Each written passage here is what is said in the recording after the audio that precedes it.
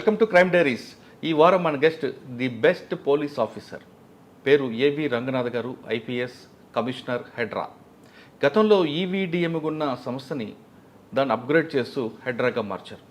హెడ్రాగా మార్చిన తర్వాత ముఖ్య ఉద్దేశం ప్రభుత్వానికి కేవలం జీహెచ్ఎంసీ వరకే పరిమితం కాకుండా నగర శివార్లు కూడా విస్తరించి దాన్ని పూర్తిగా ఇందులో క్లబ్ చేసి చెరువుల రక్షణ కూడా హెడ్రాకి ఇచ్చారు. దానికి కోసం ముందుగా ఈ పోస్ట్ని ఎస్పీ క్యాడర్ నుంచి ఐజీ క్యాడర్కి అప్గ్రేడ్ చేసి మన రంగనాథ్ గారు తీసుకొచ్చి కమిషనర్గా ఇచ్చారు. రంగనాథ్ గారిని అడిగి ఈ పోస్ట్లో వచ్చిన తర్వాత ఈ సంస్థని ఈవీఎం నుంచి దానికి జీహెచ్ఎంసీ నుంచి హెడ్రాగా మార్చడానికి ఉద్దేశం ఏంటి, దాంట్లో ఎలాంటి పరిధులు వస్తున్నాయి, సిటీ సరౌండింగ్లో ఉన్న చెరువుల రక్షణకి పాటు భూముల రక్షణకి వాళ్ళ సంస్థ ఎటువంటి జాగ్రత్త తీసుకున్న విషయాన్ని సార్ నేను తెలుసుకున్నాను. సార్ నమస్తే అండి. కంగ్రాచులేషన్స్ అండి. Thank you sir. 2016 అనుకుంటా మీ ఎంట్రీ ఫస్ట్ మీ ఇంట్లో చేశారు. హైడ్రీమన్లో crime diary starting first entry మీది. ఇప్పుడు 480 తర్వాత మళ్ళీ మీ ఇంట్రీ వస్తుంది. దాదాపు అప్పుడు డీసీపీ ట్రాఫిక్, ఇప్పుడు కమిషనర్ హెడ్రా. సార్, ఒకప్పుడు ఈవీడిఎం ఉన్న సంస్థని హెడ్రాగా మార్చే వెనక ప్రభుత్వం ఉద్దేశం ఏంటి? దానికి మిమ్మల్ని తీసుకొచ్చి పెట్టడం వెనక అంటే ఏదో ఉద్దేశం ఉంటే తప్ప సాధారణంగా చేయరు, ఎందుకంటే పోస్ట్ని కూడా అప్గ్రేడ్ చేసుకొచ్చారు. ఇప్పుడు ఇంతకుముందు ఈవీడిఎం అంటే ఎన్ఫోర్స్మెంట్ డైరెక్టర్, డిజాస్టర్ మేనేజ్మెంట్ ఎక్కడ జరుగుతుంది, సిటీలో ఎక్కడైనా లోతట్టు ప్రాంతాలు జరుగుతుంది, మీ వాళ్ళు వెళ్ళడం, రిస్క్ చేయడం అంతా కూడా సక్సెస్ అయింది. ఇప్పుడు దీని పరిధి పెంచారు కాబట్టి దానివల్ల ప్రజలకు ఎలాంటి ఉపయోగం ఉంటుంది, ప్రభుత్వానికి ఎంత నష్టం లేకుండా లాభం వస్తుంది, దాని ఉద్దేశం ఏంటి చెప్పండి. ఈ రెండు ప్రశ్నలకు సమాధానం చెప్పే ముందు మనం డీసీపీ ట్రాఫిక్ ఉన్నప్పుడు మాట్లాడుకున్నాం. తర్వాత మీరు నల్గొండ ఎస్పీ, వరంగల్ కమిషనర్, తర్వాత city traffic, multizone Hyderabad multizone IG, CCS, ఇవన్నీ పోస్టులు దాటుకుంటూ ఇక్కడికి వచ్చారు. ఒక్కసారి నల్గొండకు వెళ్దాం. ఎందుకంటే నల్గొండ జిల్లాలో 4 సంవత్సరాలు పనిచేయడం కాకుండా అక్కడే మీరు డిఐజీగా ప్రమోషన్ వచ్చారు కాబట్టి నల్గొండ జిల్లాలో మీ మార్క్ ఏంటి? మీరు వెళ్ళేసరికి అక్కడ మీకు ఫస్ట్ ఛాలెంజ్ వచ్చింది. మీరు వెళ్ళిన తర్వాత ఒక మంచి కేసు జరిగిందండి, ప్రణయ్ హత్య కేసు. ఆ కేసులో మీరు చేసిన యాక్ట్ ఎలాగొచ్చింది? ఇంకా అదే కాకుండా చాలా కేసులు ఉన్నాయి. ఒకసారి మీరు చాలా nice talking to you Murali. ఇప్పుడు దాదాపు 8 ఏళ్ళు అవుతున్నట్టుంది. 2016లో మనం ఫస్ట్ ఇంటర్వ్యూ మీరు మీ ఐ డ్రీమ్స్ మొదటి ఇంటర్వ్యూ నాతోటి మొదలెట్టినట్టు ఉంది. సో ఇది దినదినాభివృద్ధి చెందుతూ ఇప్పుడు దాదాపు 482 ఇంటర్వ్యూ అని అంటున్నారు.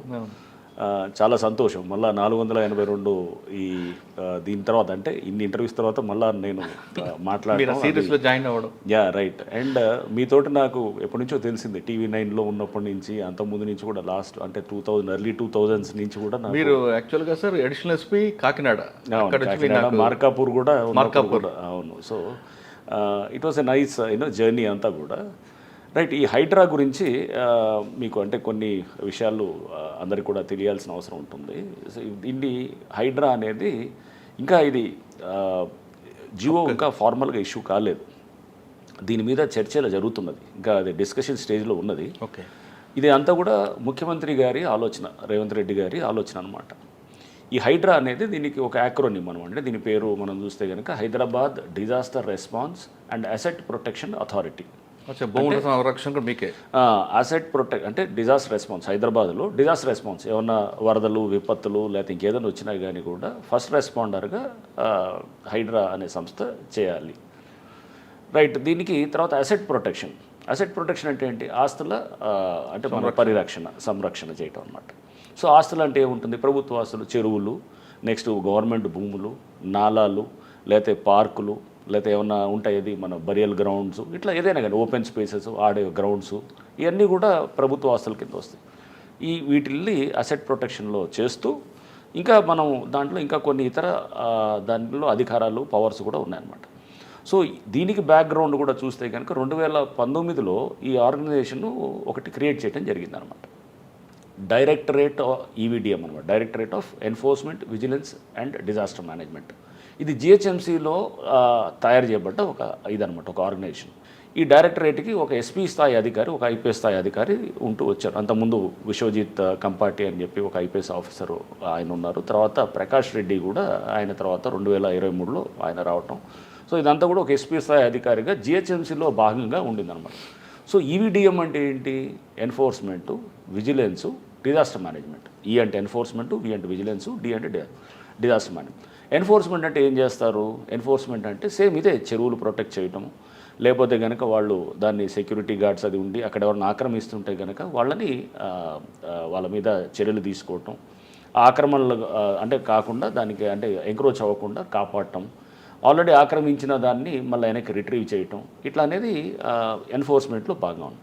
సో ఎన్ఫోర్స్మెంట్ ఇప్పుడు ఇందాక ఏదైతే కనుక మనం చూసామో ప్రభుత్వ ఆస్తులన్నింటినీ కూడా కాపాడటం అనేది ఎన్ఫోర్స్మెంట్లో భాగం అనమాట. ప్రభుత్వ ఆస్తులు అంటే ఏముంది, పార్కులు, లేకపోతే చెరువులు, నాలాలు, ఇంతే కాకుండా ప్రభుత్వ ఏది గ్రౌండ్స్, బరియల్ గ్రౌండ్స్, ఇవన్నీ కూడా దాంట్లో వచ్చేది. అంటే ఇవన్నీ కూడా ఎన్ఫోర్స్మెంట్లో కాపాడటానికి అసెట్స్ అనమాట, అసెట్స్ కాపాడటం. దీంట్లో కూడా మళ్ళీ ఇది కూడా ఉండేది ఏదంటే, ఇప్పుడు సపోజ్ ఎవరన్నా 2 అంతస్తులకి పర్మిషన్ తీసుకొని, బిల్డింగ్ పర్మిషన్ తీసుకొని వాళ్ళు 4 అంతస్తులు 5 అంతస్తులు కడుతున్నారు అనుకోండి. సో అది కూడా అప్పుడు ఉన్నటువంటి ఈవీడిఎం వాళ్ళ పరిధిలోకి వచ్చేదన్నమాట. వచ్చి వాళ్ళు అది కూడా యాక్ట్ చేయొచ్చు అనేది అట్లా ఇచ్చారు అధికారులు. అంటే ఇదంతా కూడా 2019లో ఒక 888 జీవో అని ఉంటుంది, దాని కింద ఈ అధికారులన్నీ కూడా వచ్చాయన్నమాట. అది కాకుండా హోర్డింగ్స్ మీద ఫైన్ వేయడం అది కూడా ఉంటుంది. అంటే వాళ్ళకి ఫైన్స్ వేయటము, అడ్వర్టైజ్మెంట్స్ మీద కూడా ఇది ఎన్ఫోర్స్మెంట్ చేయటం, అవి కూడా అన్ని దాంట్లో కూడా వస్తుంది అనమాట. ఎన్ఫోర్స్మెంట్లో ఇవన్నీ. నెక్స్ట్ ఇంతే కాకుండా విజిలెన్స్ అంటే ఎన్ఫోర్స్మెంట్ విజిలెన్స్. వి అంటే ఏంటంటే ఈ అధికారులు ఎవరైతే కనుక జిహెచ్ఎంసీలో ఉన్నటువంటి అధికారులు వాళ్ళు కనుక ఎవరైనా అవినీతికి పాల్పడుతున్నట్టు కానీ, లేదా వాళ్ళ విధులు సక్రమంగా నిర్వహించబోయినప్పుడు కానీ వాళ్ళ మీద విజిలెన్స్ రిపోర్ట్స్ జనరేట్ చేసి కమిషనర్ జిహెచ్ఎంసీకి పంపించాలి అనేది అప్పుడు దాని కింద ఉన్నటువంటి అరేంజ్మెంట్ అనమాట. సో విజిలెన్స్ ఆస్పెక్ట్ అదనమాట. లేదా ఎవరైనా కానీ నెగ్లిజెంట్గా సపోజ్ ఓ బిల్డింగ్ పర్మిషన్ ఇచ్చారు, ఇచ్చిన తర్వాత దాని మీద 2-3 అంతస్తులు కట్టారు, సో దానికి అడిషనల్గా కట్టారు, పర్మిషన్ లేకుండా కట్టారు, సో వాళ్ళ మీద కూడా చర్యలు తీసుకోవడానికి అట్లా ఉంది. నెక్స్ట్ డిజాస్టర్ మేనేజ్మెంట్ అంటే మీకు తెలుసు, మామూలుగా వర్షాలు వచ్చినప్పుడు ఎక్కడన్నా రోడ్ల మీద వాటర్ నిలిచినా కానీ కూడా వీళ్ళు ఇమీడియట్గా ఫస్ట్ రెస్పాండర్ కింద వెళ్ళి ఈ టీమ్స్ ఉంటాయి, డిఆర్ఎఫ్ టీమ్స్ ఉంటాయి, ఈ టీమ్స్ అంతా కూడా డిజాస్టర్ రెస్పాన్స్ ఫోర్స్ అని ఉంటుంది. ఈ టీమ్స్ కూడా వెళ్ళి ఇమీడియట్గా అక్కడ క్లియర్ చేయటం, వాటర్ని అంతా కూడా లాగింగ్ అంతా క్లియర్ చేసేదానికి ఈ డిఆర్ఎఫ్ టీమ్స్ ఉంటాయి అన్నమాట.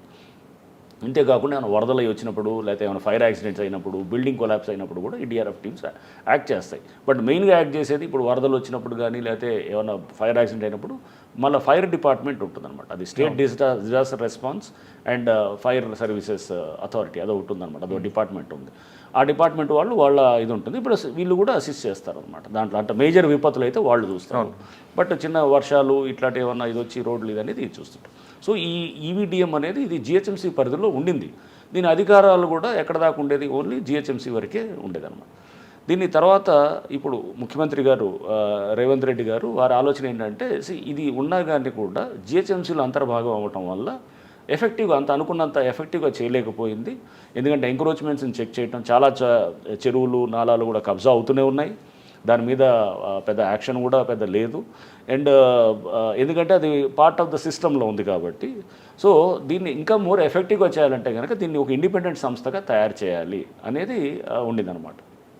ఇండిపెండెంట్ సంస్థగా తయారు చేసి దీనికి డైరెక్ట్గా ఏంటంటే ముఖ్యమంత్రి గారి దాని కంట్రోల్లో ఉండేటటువంటి ఏజెన్సీగా తయారు చేస్తూ దీనికి ఫండింగు అంతా కూడా సపరేట్గా చేస్తూ బడ్జెటింగ్ అంతా, ప్లస్ డైరెక్ట్గా దీనికి ఒక ఐజీ స్థాయి అధికారి, ఇంకా కొంతమంది ఎస్పీలు, ఇట్లా అంతా రకరకాల అన్ని మల్టీ డిసిప్లినరీ అంటే అన్ని ఏజెన్సీస్ కూడా ఉంటాయి. ఇరిగేషన్ అధికారులు ఉంటారు, రెవెన్యూ వాళ్ళు ఉంటారు, సర్వేయర్స్ ఉంటారు, రిజిస్ట్రేషన్ డిపార్ట్మెంట్ వాళ్ళు ఉంటారు, నెక్స్ట్ ఇంకా ఫారెస్ట్ డిపార్ట్మెంట్ వాళ్ళు ఉంటారు, ఇంకా ప్రతి డిపార్ట్మెంట్ అంటే దీని మల్టీ డిసిప్లినరీ దీంట్లో ఉండేటట్టు చేయాలనేది వారి ఆలోచన అన్నమాట. సో ఈ ఆలోచన నుంచి బేసికల్గా ఏంటంటే ఎఫెక్టివ్గా చెక్ చేయాలి. ఎంక్రోచ్మెంట్ రేపు చేయాలంటే కనుక భయపడాలి.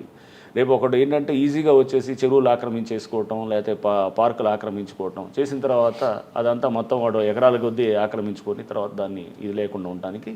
సో దీని మీద ఆల్రెడీ చాలా రౌండ్స్ ఆఫ్ డిస్కషన్స్ కూడా ముఖ్యమంత్రి గారి సమక్షంలో జరిగినాయి అన్నమాట. సో దీంట్లో ఇంకా అంటే మనం ఇప్పుడు నన్ను ప్రస్తుతానికి కమిషనర్ ఈవీడిఎం అని అంటారు. హైడ్రా కింద రూపాంతరం చెందడానికి ఇంకో కొన్ని రోజులు పడుతుందన్నమాట. బహుశా ప్రాబ్లీ ఒక 15 days ఆర్ 1 month అట్లా పడుతుండొచ్చు ఆ జియో వచ్చేదానికి ఇది అవుతుందన్నమాట. సో దీనికి పలు రౌండ్స్ ఆఫ్ డిస్కషన్స్ అన్నీ అవుతున్నాయి. దీంట్లో అంతా కూడా లోతుగా పరిశీలన చేసిన తర్వాత ఒక మొత్తం డీటెయిల్డ్ ఒక జియోని కూడా ఇవ్వడానికి కూడా ప్రభుత్వం వైపు నుంచి కూడా చాలా ఇదిగా ఉన్నారు. సో ముందుగానే ఇది ఒక ఐజీ స్థాయి పోస్టు ఉంటుంది కాబట్టి అని చెప్పేసి నాకు చెప్పినప్పుడు కూడా ఇది ఒక హైడ్రా అనేది అంటే ఇది ఒక స్టేట్ అది మొత్తం disaster response and asset protection అథారిటీగా ఉంటుంది కాబట్టి మీరు అంటే నన్ను ముందుగానే నాకు చెప్పారు పోస్టింగ్ చేసే ముందు ఇది పోస్టు ఇది చాలా ఇంపార్టెంట్ పోస్టు మీకు ఇచ్చేస్తున్నామని అంటే తప్పకుండా అంటే ఫస్ట్లో నాకు ఇది డిజాస్టర్ రెస్పాన్సు దీనికంటే ఇది నేను లా అండ్ ఆర్డరు లేకపోతే ట్రాఫిక్ క్రైమ్స్ ఇవన్నీ నా స్పెషలైజేషన్. సో ఫస్ట్లో నేను అంటే డిజాస్టర్ రెస్పాన్స్కి నేను చేసేది పెద్దగా ఏముంటుంది అనేది అనుకున్నాను. బట్ తర్వాత నాకు చెప్పడం జరిగింది, ఇది లేదు మీరు అనుకున్నట్టు డిజాస్టర్ రెస్పాన్స్ కాదు, ఇది చాలా విస్తృతమైన పోస్ట్ ఇది.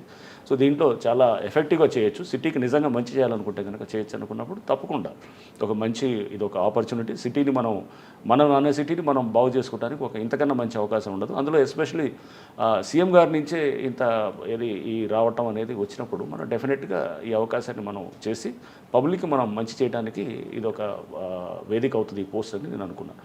దీంట్లో కూడా మళ్ళీ ఏంటంటే జిహెచ్ఎంసీ పరిధిని దాటి ఇంకా ఔటర్ రింగ్ రోడ్ దాకా తీసుకెళ్లాలని, అంటే హెచ్ఎండిఏ ఇంకా చాలా మున్సిపాలిటీస్ ఉన్నాయి, లైక్ మన నార్సింగి మున్సిపాలిటీ, లేకపోతే నిజాంపేట మున్సిపాలిటీ, ఇట్లా మన మేడ్చల్ మున్సిపాలిటీ, ఈ చుట్టూ పెద్దంబర్పేట మున్సిపాలిటీ, మహేశ్వరం మున్సిపాలిటీ, ఇవన్నీ కూడా దాదాపు 20 పైన మున్సిపాలిటీలు, 33 గ్రామ పంచాయతీలు, మళ్ళీ ఇంకా వేరే కంటోన్మెంటు, లేకపోతే ఐలా అని చెప్పేసి ఇండస్ట్రియల్ ఏరియాస్ లోకల్ అథారిటీ అని, ఇట్లా ఇవన్నీ కూడా చాలా దీంట్లో వస్తున్నాయి అన్నమాట. వచ్చేసి ఇప్పుడు ఉన్నటువంటి జిహెచ్ఎంసీ పరిధి 650 చదరపు కిలోమీటర్లు అయితే దీన్ని ఇప్పుడు 2050 చదరపు కిలోమీటర్లు కంటే దాదాపు 3 రెట్లు పెరుగుతుంది అనమాట. దీని పరిధి పెరిగి దీన్ని అంటే విస్తృతమైన ఇది అధికారాలు ఇచ్చి ఎఫెక్టివ్గా చేయాలనేది ఉంది. సో ఇది ఇంకా చర్చల స్టేజ్లో జరుగుతుంది అనమాట. చర్చల స్టేజ్ జరుగుతుంది. ముఖ్యమంత్రి గారు అయితే చాలా స్పష్టంగా ఉన్నారు, రేపు ఎంక్రోచ్మెంట్లు చేయాలన్నా ఆల్రెడీ లేకపోతే ఎవడన్నా ఇది చేయాలంటే కనుక రేపు అతనికి భయపడే పరిస్థితి ఉండాలి అనేది ఫస్ట్ వరి. రేపు ఎంక్రోచ్ చేయాలంటే ఎవడన్నా గవర్నమెంట్ భూములు ఆక్రమించుకోవాలంటే రేపు అతనికి చట్టపరంగా మనం అతన్ని నివారించేటట్టు ఉండాలి. రేపు ఆ భయం అనేది చేసేవాళ్ళు అట్లాంటి ఎవరైతే చట్టాన్ని చేతులు తీసుకునే వాళ్ళకి ఉండాలి. రెండోది, ఆల్రెడీ ఎంక్రోచ్ చేసిన వాళ్ళు ఎవరు ఉంటే కనుక వాళ్ళని కూడా మనం ఏంటంటే వాళ్ళని చూసి మనం ఎక్కడెక్కడ చేసినారో అక్కడ చెరువులు, ఎస్పెషల్లీ చెరువులు కాపాడుకోవడం. ఎందుకంటే అది ఎన్వైరన్మెంటల్, దానివల్ల వచ్చేటువంటి దానికి చాలా ఎన్వైరన్మెంటల్ ఇష్యూస్ కూడా ముడిపడి ఉన్నాయి కాబట్టి చెరువులు, నాలాలు ఇవన్నీ కూడా, ఈ పార్కులు ఇవన్నీ ఉన్నాయి కాబట్టి వాటిని ఇమీడియట్గా మనం దాన్ని చేయడానికి ఒక దీర్ఘకాలిక ప్రణాళికతోటి మనం జాగ్రత్తగా లీగల్ ఇష్యూస్ వస్తుంటాయి, కోర్టు మ్యాటర్స్ వస్తుంటాయి, ఇవన్నిటిని కూడా చేసుకొని పోవాలనేది వారి ఆలోచన అన్నమాట. సో దానికి తగ్గట్టుగా ఎఫెక్టివ్గా నన్ను ఎంచుకోవటం అనేది తప్పకుండా నేను ఇది ఒక మంచి అవకాశంగా, అట్లానే నా ఎబిలిటీస్ని ప్రభుత్వం గుర్తించినట్టుగా నేను ఫీల్ అవుతున్నాను. డెఫినెట్గా ఏంటంటే ఇంత మంచి అవకాశం వచ్చినప్పుడు సమాజానికి చేయడానికి నా వైపు నుంచి సాయశక్తిలో నేను చేయడానికే ప్రయత్నం చేస్తాను, ఎఫెక్టివ్గా చేస్తాను. రేపు ఎవరైనా కానీ ఆల్రెడీ నేను చెప్పాను, చిన్న చిన్న వాళ్ళ మీద పోయేదానికన్నా పెద్దవాళ్ళు, షార్క్స్ ఉంటారు, ల్యాండ్ షార్క్స్ ఉంటారు, ల్యాండ్ గ్రాబర్స్ ఉంటారు, వాళ్ళని పెద్దవాళ్ళతోటి ముందు మనం టార్గెట్ చేస్తే కనుక వ్యవస్థ అనే దాని మీద నమ్మకం వస్తుంది అనమాట ఫస్ట్. అంతేగాని చిన్నవాళ్ళ మీద ఏదో నాలాసులు ఆక్యుపై చేశారని ఏదో మామూలుగా ఉంటారు, 50 గజాలు 60 గజాలు ఆక్యుపై చేసినోడు, షెడ్ కట్టుకున్నాడు, పేదోళ్ళు, వాళ్ళ మీద పోతే కనుక అలా కాదు. చాలామంది బడాబాబులు ఉన్నారు, వాళ్ళందరూ కూడా ముందు ఆ లిస్టు తీసి అసలు ఎక్కడ ఉన్నాయి ముందు, అంటే డేటాబేస్ కూడా చాలా సరిగ్గా లేదు. డేటాబేస్ చాలా పనిచేయాల్సి ఉందన్నమాట. నువ్వు రాగానే ఇమీడియట్గా వెళ్ళి ఏదో కొలగొడతామని ఎక్స్పెక్ట్ చేయడం కూడా కరెక్ట్ కాదు. సో దీనికి చాలా హోంవర్క్ చేయాల్సి వస్తుంది.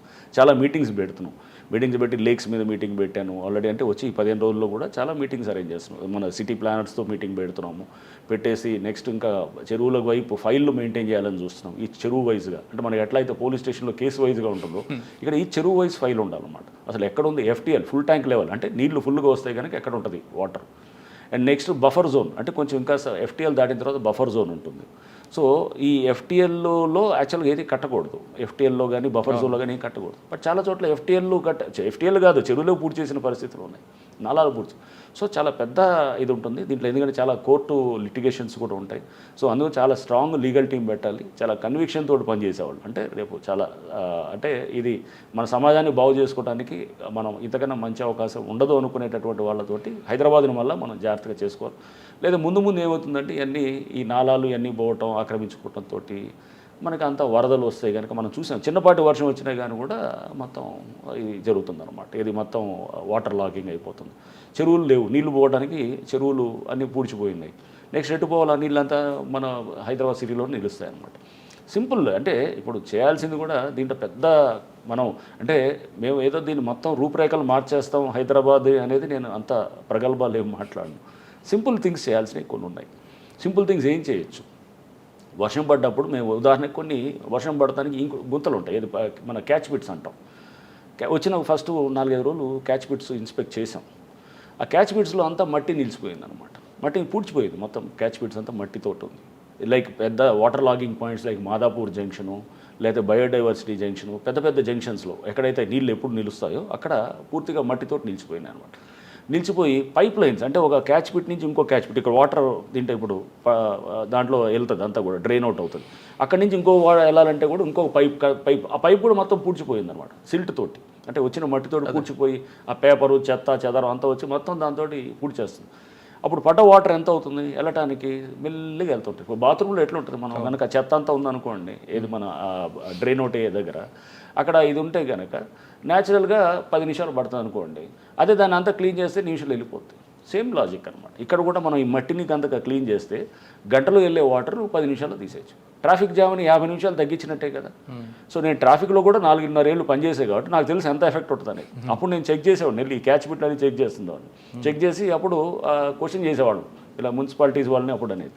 సో అంటే దీన్ని చిన్న చిన్న మనం పెద్ద పైప్ లైన్లు మార్చేసి నాలాలంతా మనం పెద్ద వైడైన్ చేసేసి పెద్ద చేసేదానికన్నా ముందు మన చేతిలో ఉన్న చిన్న చిన్న వాటిని కరెక్ట్ చేస్తే కనుక పని చేయించాలి. అక్కడ ఫస్ట్ అక్కడ ఉన్నటువంటి సిల్ట్ తీసే వాళ్ళతో పని చేయించాలి. అక్కడ ఇచ్చినటువంటి కాంట్రాక్టర్స్ ఎవరైతే ఉన్నారో వాళ్ళు పని చేయాలి.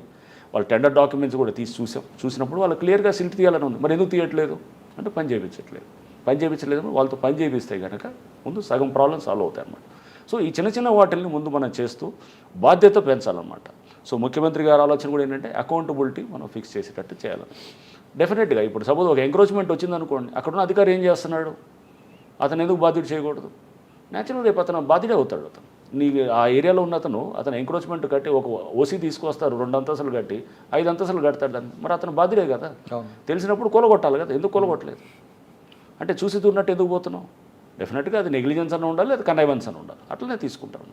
సో ఇవన్నీ కూడా అంటే విజిలెన్స్ యాంగిల్లో కూడా పవర్స్ ఇవ్వాలనేది కూడా ఉంది. ఆల్రెడీ ఉన్నాయి, ఈవీడిఎంలో పవర్స్ ఉన్నాయి. దాన్ని ఇంకా స్ట్రాంగ్గా ఇవ్వాలనేది సీఎం గారి ఆలోచన.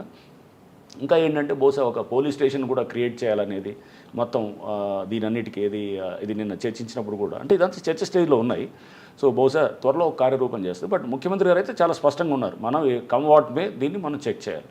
ఈ గ్రాబింగ్లు, ఈ ఎంక్రోచ్మెంట్స్ ఇదంతా చెక్ చేయకపోతే హైదరాబాద్ ముందు కూడా మనం చూసాం. మనం బాంబే వర్షాలు వస్తే ఎట్లా అయింది, బెంగళూరు వస్తే ఎట్లా అయింది, ఇదంతా ఆ పరిస్థితి వచ్చేసి రేపు మొత్తానికి ఇక్కడ వ్యవస్థలన్నీ మొత్తం ఇదైపోయి సిటీ అంతా అతలాకుతలం అయిపోయి ఆ పరిస్థితి రాకూడదు. ఎందుకంటే ఇప్పుడు మనం ఇంకా ఆల్ ద మోర్ ఇప్పుడు అవసరం గ్రీన్ హౌస్ ఎఫెక్ట్ తోటి, గ్లోబల్ వార్మింగ్ తోటి, దీంతో వర్షాలు కూడా మనకి చాలా క్లైమాటిక్ ప్యాటర్న్స్ చాలా చేంజ్ అయిపోయి క్లైమాటిక్ ప్యాటర్న్స్ చేంజ్ అవడంతో ఇప్పుడు మన ఇంటెన్సిటీ ఆఫ్ ప్రెసిపిటేషన్ సడన్గా పెరిగిపోతుంది. ఇప్పుడు 10 సెంటీమీటర్స్ వస్తున్నాయి అన్నమాట. హైదరాబాద్ 2 సెంటీమీటర్స్ 3 సెంటీమీటర్స్ తీసుకోవడానికి ఉండేటటువంటిది ఇంతకుముందు మనకి ఏంటంటే ఒక స్లో అంటే మామూలు చాలా స్టడీ రెయిన్ఫాల్ ఉండేదానికి ఇప్పుడు ఇంటెన్సివ్ ప్రెసిపిటేషన్ అన్నమాట. సడన్గా ఒక గంటలో పడిపోద్దాం. పడ్డప్పుడు ఆల్ ద మోర్ చాలా మన దగ్గర ఈ సిస్టమ్స్ కొంచెం జాగ్రత్తగా ఉండాలన్నమాట. అంటే ఇది దీనికి సంబంధించి చెరువుల్లోకి నీళ్ళు వెళ్ళి నిలిచేటటువంటి పరిస్థితి ఉండాలి, నాలాసు తీయాలి. సో తీసేటప్పుడు ముందు మనము చాలా జాగ్రత్తగా ఒక స్ట్రాటజీ ప్రకారం చేయాలి. ఊరిని ఏదో తొందరపడి మనం ఏదో చేయటం అనేది కాకుండా చాలా ఒక స్పష్టమైన కార్యాచరణతో పోవాలి. సార్ మీరు జిహెచ్ఎంసీ వరకు ఓకే, ఇప్పుడు హెచ్ఎండిఏ కూడా క్లబ్ అవుతుంది. హెచ్ఎండిఏలో 1000 ఎకరాల భూములు ఇప్పుడు ఆల్రెడీ కబ్జా అయిపోయి చాలామంది చేతిలో ఉన్నాయి. కోట్లాది రూపాయల ప్రభుత్వ ధనం అంతా వాళ్ళ చేతిలో ఉంది.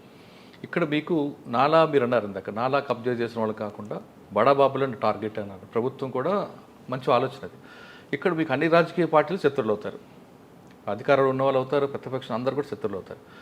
ఆల్రెడీ మీరు ఇంకొక టాపిక్ తీసుకొచ్చారు, చెరువులు లింక్ సిస్టమ్ ఎప్పుడో కట్ అయిపోయింది. మనకి బఫర్ జోన్ కొలాప్స్ అయిపోయింది. ట్యాంక్ మీరు చెప్పారా ఇప్పుడు ఎఫ్టీఎల్, ఆ ఎఫ్టీఎల్ పిల్లర్స్ కూడా మార్చేసే సిస్టమ్ తీసుకొచ్చారు. దీని అంతటికి కారణం రాజకీయ నాయకులు, బడాబాబులు కాకుండా సరౌండింగ్లో ఉన్న డిపార్ట్మెంట్ వాళ్ళ హస్తంతోనే జరిగిందనేది వార్తుంది. మీరు ఇప్పుడు ఇంటర్నల్గా ఉన్న శత్రువులతో పాటు అవుట్ సైడ్ శత్రువుని ఎలా ఎదుర్కొంటారు? లేదా చాలా ఇది డెఫినెట్గా ఎక్కడైనా కానీ కూడా మనం కొన్ని వెస్టెడ్ ఇంట్రెస్ట్ని టేక్ ఆన్ చేస్తున్నప్పుడు ఎవరైనా ఇప్పుడు దీంట్లో మీరు అన్నట్టు 100%. ఎందుకంటే చాలామంది తోటి శత్రుత్వం వస్తుంది అనమాట. ఎందుకంటే చాలామంది వెస్టర్న్ ఇంట్రెస్ట్లు, చాలా పవర్ఫుల్ ఇంట్రెస్ట్లు ఉన్న వాళ్ళు ఉంటారు. పెద్ద రియల్ ఎస్టేట్ వీళ్ళు ఉంటారు, లేకపోతే పొలిటీషియన్స్ ఉండొచ్చు, లేకపోతే ఇంకెవరైనా అధికారులు ఉండొచ్చు, ఎవరైనా ఇంటర్నల్ డిపార్ట్మెంట్లు ఉంటారు, ఇంటర్నల్ కూడా ఉంటారు, అందరూ ఉంటారు. సో దీన్ని అన్నింటినీ అదే చెప్పేది, ఇవన్నింటినీ మనం జాగ్రత్తగా అధిగమించాలి. అందుకోసం ఇప్పుడు బహుశా అంటే కొంచెం జాగ్రత్తగా మనం ప్లాన్డ్గా స్టెప్ బై స్టెప్ ప్లాన్ చేసుకుంటూ ఎఫెక్టివ్గా వచ్చేయాలి. సో ఎఫెక్టివ్గా చేసేటప్పుడు మనం ఏమీ లేదు, ఫస్ట్ వీళ్ళని టార్గెట్ చేసి మన మెయిన్ ఫెలోస్ని, వాళ్ళని ల్యాండ్ మాఫియా ఉండేవాళ్ళు, మెయిన్ పెద్ద గేటెడ్ కమ్యూనిటీసో లేదా పెద్ద పెద్ద బిల్డింగ్స్ వచ్చినాయనుకోండి, వాళ్ళని జాగ్రత్తగా హ్యాండిల్ చేసి మనం చేయగలిగితే కనుక నమ్మకం రావాలి. ఫస్ట్ ఏంటంటే సిస్టమ్ మీద నమ్మకం వస్తే కనుక పబ్లిక్ అంతా మనతో ఉంటారు. ఆ నమ్మకం తీసుకొచ్చే దాన్ని దిశగా నేను పనిచేస్తాను ఫస్ట్. అంటే వ్యవస్థని జనరల్గా ఏమనుకుంటారా, ఇవన్నీ ఉందిలే వస్తాయి, ఇట్టటి చాలా మామూలు చూసాము, ఇవి వస్తాయి మళ్ళీ పోతాయి, ఇదంతా పెద్ద ఏం లేదు, మళ్ళీ ఎవరో వాళ్ళు పెద్దవాళ్ళు వస్తారు, వాళ్ళు చెప్పంగానే వదిలేస్తారు, ఇదంతా నార్మల్గా ఉంటుంది. దానికి విరుద్ధంగా చేయాలన్నమాట. దాని ముందు ఏంటంటే ఇవన్నీ ఉంటాయి, దానికి నమ్మాలంటే కనుక ఫస్ట్ కొన్ని యాక్షన్స్ చేసి చూపించాలి. చేసినప్పుడు న్యాచురల్గా అప్పుడు ఇది ఉంటుంది. So action should speak. మన మాటల కన్నా చర్యల ద్వారా చేయాలి. యాక్షన్ ఎప్పుడు స్టార్ట్ అవ్వచ్చండి? నేను ముందు అందుకో చెప్తున్నాను, ముందు జీవో రావాలి. జీవో రావడానికి బహుశా 15 రోజులు 1 month లోపల వస్తుందని నేను అనుకుంటున్నాను. నాకు ఆ అధికారం అంతా ఇస్తున్నట్టు అవుతుంది. అంటే నేను జిహెచ్ఎంసీ పరిధి నుంచి ఇండిపెండెంట్ అవుతాను. అయిన తర్వాత నెక్స్ట్ దీనికి సంబంధించిన ఆల్రెడీ నేను అప్పటిదాకా వస్తుందని చెప్పి నేను వెయిట్ చేయట్లేదు. ఆల్రెడీ ఇప్పుడు ఆ డేటా నా గ్రౌండ్ వర్క్ స్టార్ట్ చేసాం. చేస్తూ మేము చెరువుల వైజ్ మీటింగ్లు పెడుతున్నాను, పబ్లిక్ పార్కుల వైజ్ పెడతాము, అండ్ అట్లానే కొన్ని చోట్ల ఏది మనము ఆ డేటాబేస్ తీసుకుంటున్నాము, జిఐఎస్ మ్యాపింగ్ ఎలా ఉందో చూస్తున్నాము. పబ్లిక్ నుంచి నేను అసలు ముందు ఎట్లాంటి కంప్లైంట్స్ వస్తాయని స్టడీ చేస్తున్నాము. సో కొన్ని స్పాట్స్లోకి వెళ్ళి వెరిఫై చేస్తున్నాం అక్కడికక్కడ. ఇదంతా ఏంటంటే గ్రౌండ్లో ముందు నాకు దీని గురించి ఒక అవగాహన రావడానికే బహుశా 1-2 నెలలు పడుతుంది. ఎందుకంటే ఇది నాకు సంబంధించిన సబ్జెక్ట్ కాదు. నాకు సంబంధించిన లా అండ్ ఆర్డర్ అయితే నేను ఇమీడియట్గా నేను చెప్పగలను, లేదా క్రైమ్స్ అయితే నేను చెప్పగలను, ట్రాఫిక్ అయితే నేను చెప్పగలను. ఎందుకంటే అది డైరెక్ట్ నా సంబంధించిన సబ్జెక్ట్. అది ఇది కొత్త సబ్జెక్ట్ నాకు. ఇదంతా ల్యాండ్ ఇష్యూస్, లేకపోతే ల్యాండ్లో కూడా ఇది ఎంక్రోచ్మెంట్స్, అంటే ఇది కొత్త విషయం అనేం కాదు. వరంగల్లో కానీ ఇంకా ఇతర నల్గొండలో కానీ ప్రతి చోట కూడా ల్యాండ్ గ్రాబింగ్ అనే దాన్ని ఎఫెక్టివ్గా హ్యాండిల్ చేసాము. దీనికి ఆల్రెడీ మీద ఎస్ఓపి ఉంది కదండి ఒకటి. ఎస్ఓపి అది జనరల్ ఎస్ఓపి, అంటే అదేంటి ల్యాండ్ ఇష్యూ వచ్చినప్పుడు అది పోలీస్ పరంగా ఉండే ఎస్ఓపి. సో ఇప్పుడు కూడా దీనికి ఒక ఎస్ఓపి చాలా జాగ్రత్తగా తయారు చేయాలి. తయారు చేసేటప్పుడు ఇప్పుడు ఎట్లా ఉంటుంది, ఎగ్జాంపుల్ మీకు చెప్తాను. 10 మంది వెళ్తున్నారు హెల్మెట్ లేకుండా, ఒకడిని పట్టుకున్నావు అనుకోండి, పట్టుకుంటే అతను అంటే నువ్వు 10 మందిని ఎందుకు పట్టుకో, తక్కిన వాళ్ళు ఎందుకు వదిలేసావు అన్నట్టు. సింపుల్, నన్ను ఒక్కడిని ఎందుకు చేస్తున్నాడు అని. అంటే ఇప్పుడు ఎంక్రోచ్మెంట్స్ అనేది చాలా విస్తృతంగా ఉన్నాయి. దాదాపు మీరు 10లో చూస్తే కనుక 7-8 ఉంటాయి ఎంక్రోచ్మెంట్స్. వాళ్ళు ఏదో ముందు రేకులు వేయటం, లేకపోతే కాస్త సెట్ బ్యాక్ అను, లేకపోతే కొంతమంది అదనంగా కట్టడము, లేకపోతే ఇట్లా రకరకాలుగా ఉన్నాయి. కంప్లైంట్ ఇచ్చినప్పుడు ఫస్ట్ దీంట్లో కూడా మేము రిక్వెస్ట్ చేసింది ప్రభుత్వాన్ని, లోకల్ అధికారులకే వాళ్ళకి బాధ్యత ఇవ్వాలి. అన్నింటిలో మేము వెళ్ళకూడదు. ఫస్ట్ వాళ్ళని బాధ్యత ఇచ్చి నెక్స్ట్ వాళ్ళు యాక్ట్ చేయకపోతే కనుక ఒక టైం ఫ్రేమ్ తర్వాత మేము యాక్ట్ చేయాలనేటటువంటి విధంగా కూడా మేము రిక్వెస్ట్ చేసాం అన్నమాట. ఓకే, అంటే అప్పుడు అంత ఎందుకు యాక్ట్ చేయలేదనే దాని మీద కూడా చాలా సుముఖంగా ముఖ్యమంత్రి గారు కూడా ఇది ఉన్నారు. ఎందుకంటే అది లోకల్ వాళ్ళకి, లోకల్ పవర్స్ వాళ్ళకి ఇస్తే ఫస్ట్, అంటే ఇది ప్రైవేట్ దాంట్లో. గవర్నమెంట్ దాంట్లో మేము డైరెక్ట్గా యాక్ట్ చేస్తాం. ఇప్పుడు చెరువులో కడుతున్నారు అనుకోండి, కడితే ఖచ్చితంగా ఇమీడియట్ ఫస్ట్ రెస్పాన్స్. కానీ చెరువులు ఆల్రెడీ కట్టున్నాయి అనుకోండి. కట్టున్నారు. దానికి ఏం చేయాలి, ముందు మనం FTL ఎక్కడ ఉందనేది నిర్ధారణ చేయాలి. అది ముందు మా భూమి అని మనం చూపించాలి కదా. FTLలో పట్టా భూములు కూడా ఉంటాయి, చాలా మందికి పట్టాలు ఉన్నోళ్ళు ఉంటారు. FTL లోపల ఉన్నోళ్ళు, వాళ్ళు అపార్ట్మెంట్స్ కట్టిస్తున్నారు, అపార్ట్మెంట్ కట్టింది. అదే నేనేది అక్కడ చూస్తూ కూడా దాన్ని కూడా మనం చాలా జాగ్రత్తగా మనం జడ్జ్ చేయాలి. ఎక్కడైతే గనక మనం అది ఆ చెరువు దాని అన్నింటిని కూడా, అంటే అందుకు ఎన్వైర్మెంటలిస్ట్తో కూడా డీటెయిల్ మీటింగ్ పెట్టుకొని నెక్స్ట్ అక్కడ ఉన్నటువంటి మనం అన్ని ఆ ఏరియాలో ఉన్నటువంటి దాన్ని మనం ఒకసారి చాలా జాగ్రత్తగా అనలైజ్ చేసుకోండి. ఫ్యాక్టర్స్ అన్ని అపాయింట్మెంట్లు కట్టేస్తున్నాయి, లేకపోతే ఇది ఉన్నది అన్నప్పుడు దీన్ని పీనలైజ్ ఏమైనా చేయాలా, వాళ్ళకి ఎట్లా చేయాలి అని ఇంకా చాలా విస్తృతంగా, చాలా ఇప్పుడు నేను వచ్చి 15 రోజులు అవుతుంది. సో డీటెయిల్గా పోయి దాంట్లో వచ్చిన సమస్యలతోటి 10 మందితో డిస్కస్ చేసేటప్పుడు అప్పుడు దానికి వచ్చేటటువంటిది. అట్లానే ప్రభుత్వంతో, ముఖ్యమంత్రి గారితో కూడా డిస్కస్ చేసినప్పుడు వచ్చే సమస్యలు మనం సొల్యూషన్ చేసుకుంటూ పోవడం. అంతేగాని ప్రతి బిల్డింగు పెద్ద ఇది కొట్టే అలానే కూడా ఆల్టర్నేటివ్ చూస్తుంటారు. ఎలా చేయాలి, వాళ్ళకి ఆల్టర్నేట్ ల్యాండ్ ఇవ్వాలా, లేకపోతే ఎలా చేస్తారు, వాళ్ళు తెలిసి చేశారు, అప్పటికే FTL తెలిసి జరిగిందా. బట్ చాలా క్లియర్గా ఉన్నాయి ఎన్వైరన్మెంటల్ ఇది మన దాని ఇష్యూస్లో కోర్ట్స్ కూడా చాలా స్పష్టంగా ఉన్నాయి. ఎక్కడైనా కానీ కూడా ఒకవేళ కట్టు ఉంటే కనుక దాన్ని కూడా తీసేయాల్సిన అవసరం వస్తుంది, తీసేయాల్సి వస్తుంది. అపార్ట్మెంట్స్ కట్టారు లేదా ఇంకేదో పెద్ద పెద్ద స్పేసెస్ కట్టారంటే ఖచ్చితంగా మనకి రేపు అది FTLలో వస్తుంది. ఆ చెరువును పూర్తిగా ఆక్రమించుకున్నాడు, అతను తెలిసి చేశాడంటే ఖచ్చితంగా రేపు అతను he has to face the music అంతే. అంతేగాని అది సార్ అపార్ట్మెంట్ పక్కన నాలాలు వస్తుంటాయి, నాలాలు కుంచించిపోయాయండి. నాలాలు కుంచించిపోయి నాలాలు కప్పెట్టేసినారు పూర్తిగా. అసలు దాన్ని మొత్తం పూర్తి చేసి నాలాలు లేవు అసలు. నాలాల మీద అపార్ట్మెంట్లు కట్టినవి ఉన్నాయి, కొన్ని చోట్ల నాలాల మీద మల్టీ స్టోరీ బిల్డింగ్ వచ్చినాయి, చాలా ఉన్నాయి. సో అవన్నీ అదే అందుకని చెప్తున్నాం, అన్నీ చెక్ చేసి మన దగ్గర రేపు ఏంటంటే డేటా చాలా ఇంపార్టెంట్. రేపు అది తీసుకెళ్ళి వాడు ఆచరణగా అంత పెద్ద బిల్డర్లు ఏం చేస్తారు, ఫస్ట్ కోర్టుకు పరిగెత్తారు. కోర్టుకెళ్ళి అదో మేము చేసే హోంవర్క్ చాలా పగడబందీగా ఉండాలన్నమాట. రేపు కోర్టుని మేము ఫస్ట్ నమ్మించేటట్టు ఉండాలన్నమాట. ఇదిగో ఇది ఈ డేటా ఇది చూడండి, ఇతను ఇది ఇంతకుముందే ఇది FTL. సో కోర్ట్స్ కూడా అది FTL అని మనం నిర్ధారణ చేస్తే కనుక వాళ్ళు కూడా ఎవరు కూడా స్టేలు అది ఇవ్వటం లేదు. FTL లేకపోతే చెరువు అని చెప్పి మనం ప్రూవ్ చేసేది చాలా పక్కా డేటా ఉండాలి. అంతేగాని అప్పుడు డేటా ఒకటి ఇప్పుడు డేటా ఒకటి రకరకాల డేటాలు ఉన్నాయనుకోండి, అవన్నిట్లు ఉంటే కనుక అప్పుడు మళ్ళీ వాళ్ళకి అవతలవాడికి అతను అడ్వాంటేజ్గా వాడుకోవడానికి ఉంటుంది అనమాట. సో అందుకోసం ఆ డేటా గురించి కూడా నేను మీటింగ్ పెట్టాను అనమాట. GIS దానికి సంబంధించిన వాళ్ళతోటి, ఈ లేక్స్లో ఇది FTL దాని ఈ చెరువు వైజ్ మీటింగ్ పెడతాను. నెక్స్ట్ చెరువు వైజ్ మీటింగ్ పెట్టి మనం FTL ఎలా నిర్ధారణకు వచ్చారు అది రేపు కోర్టు దాన్ని అంటే ట్రాన్స్పరెంట్గా ఉండాలి. దానికి ఏంటంటే ఇక ఇది 100% రైట్ అనేటటువంటి విధంగా తీసుకునేటట్టు దానికి జరగాల్సిన హోంవర్క్ జరగాలన్నమాట. అంటే ఇదంతా అవ్వడానికి 1 year పట్టచ్చు అంటారా?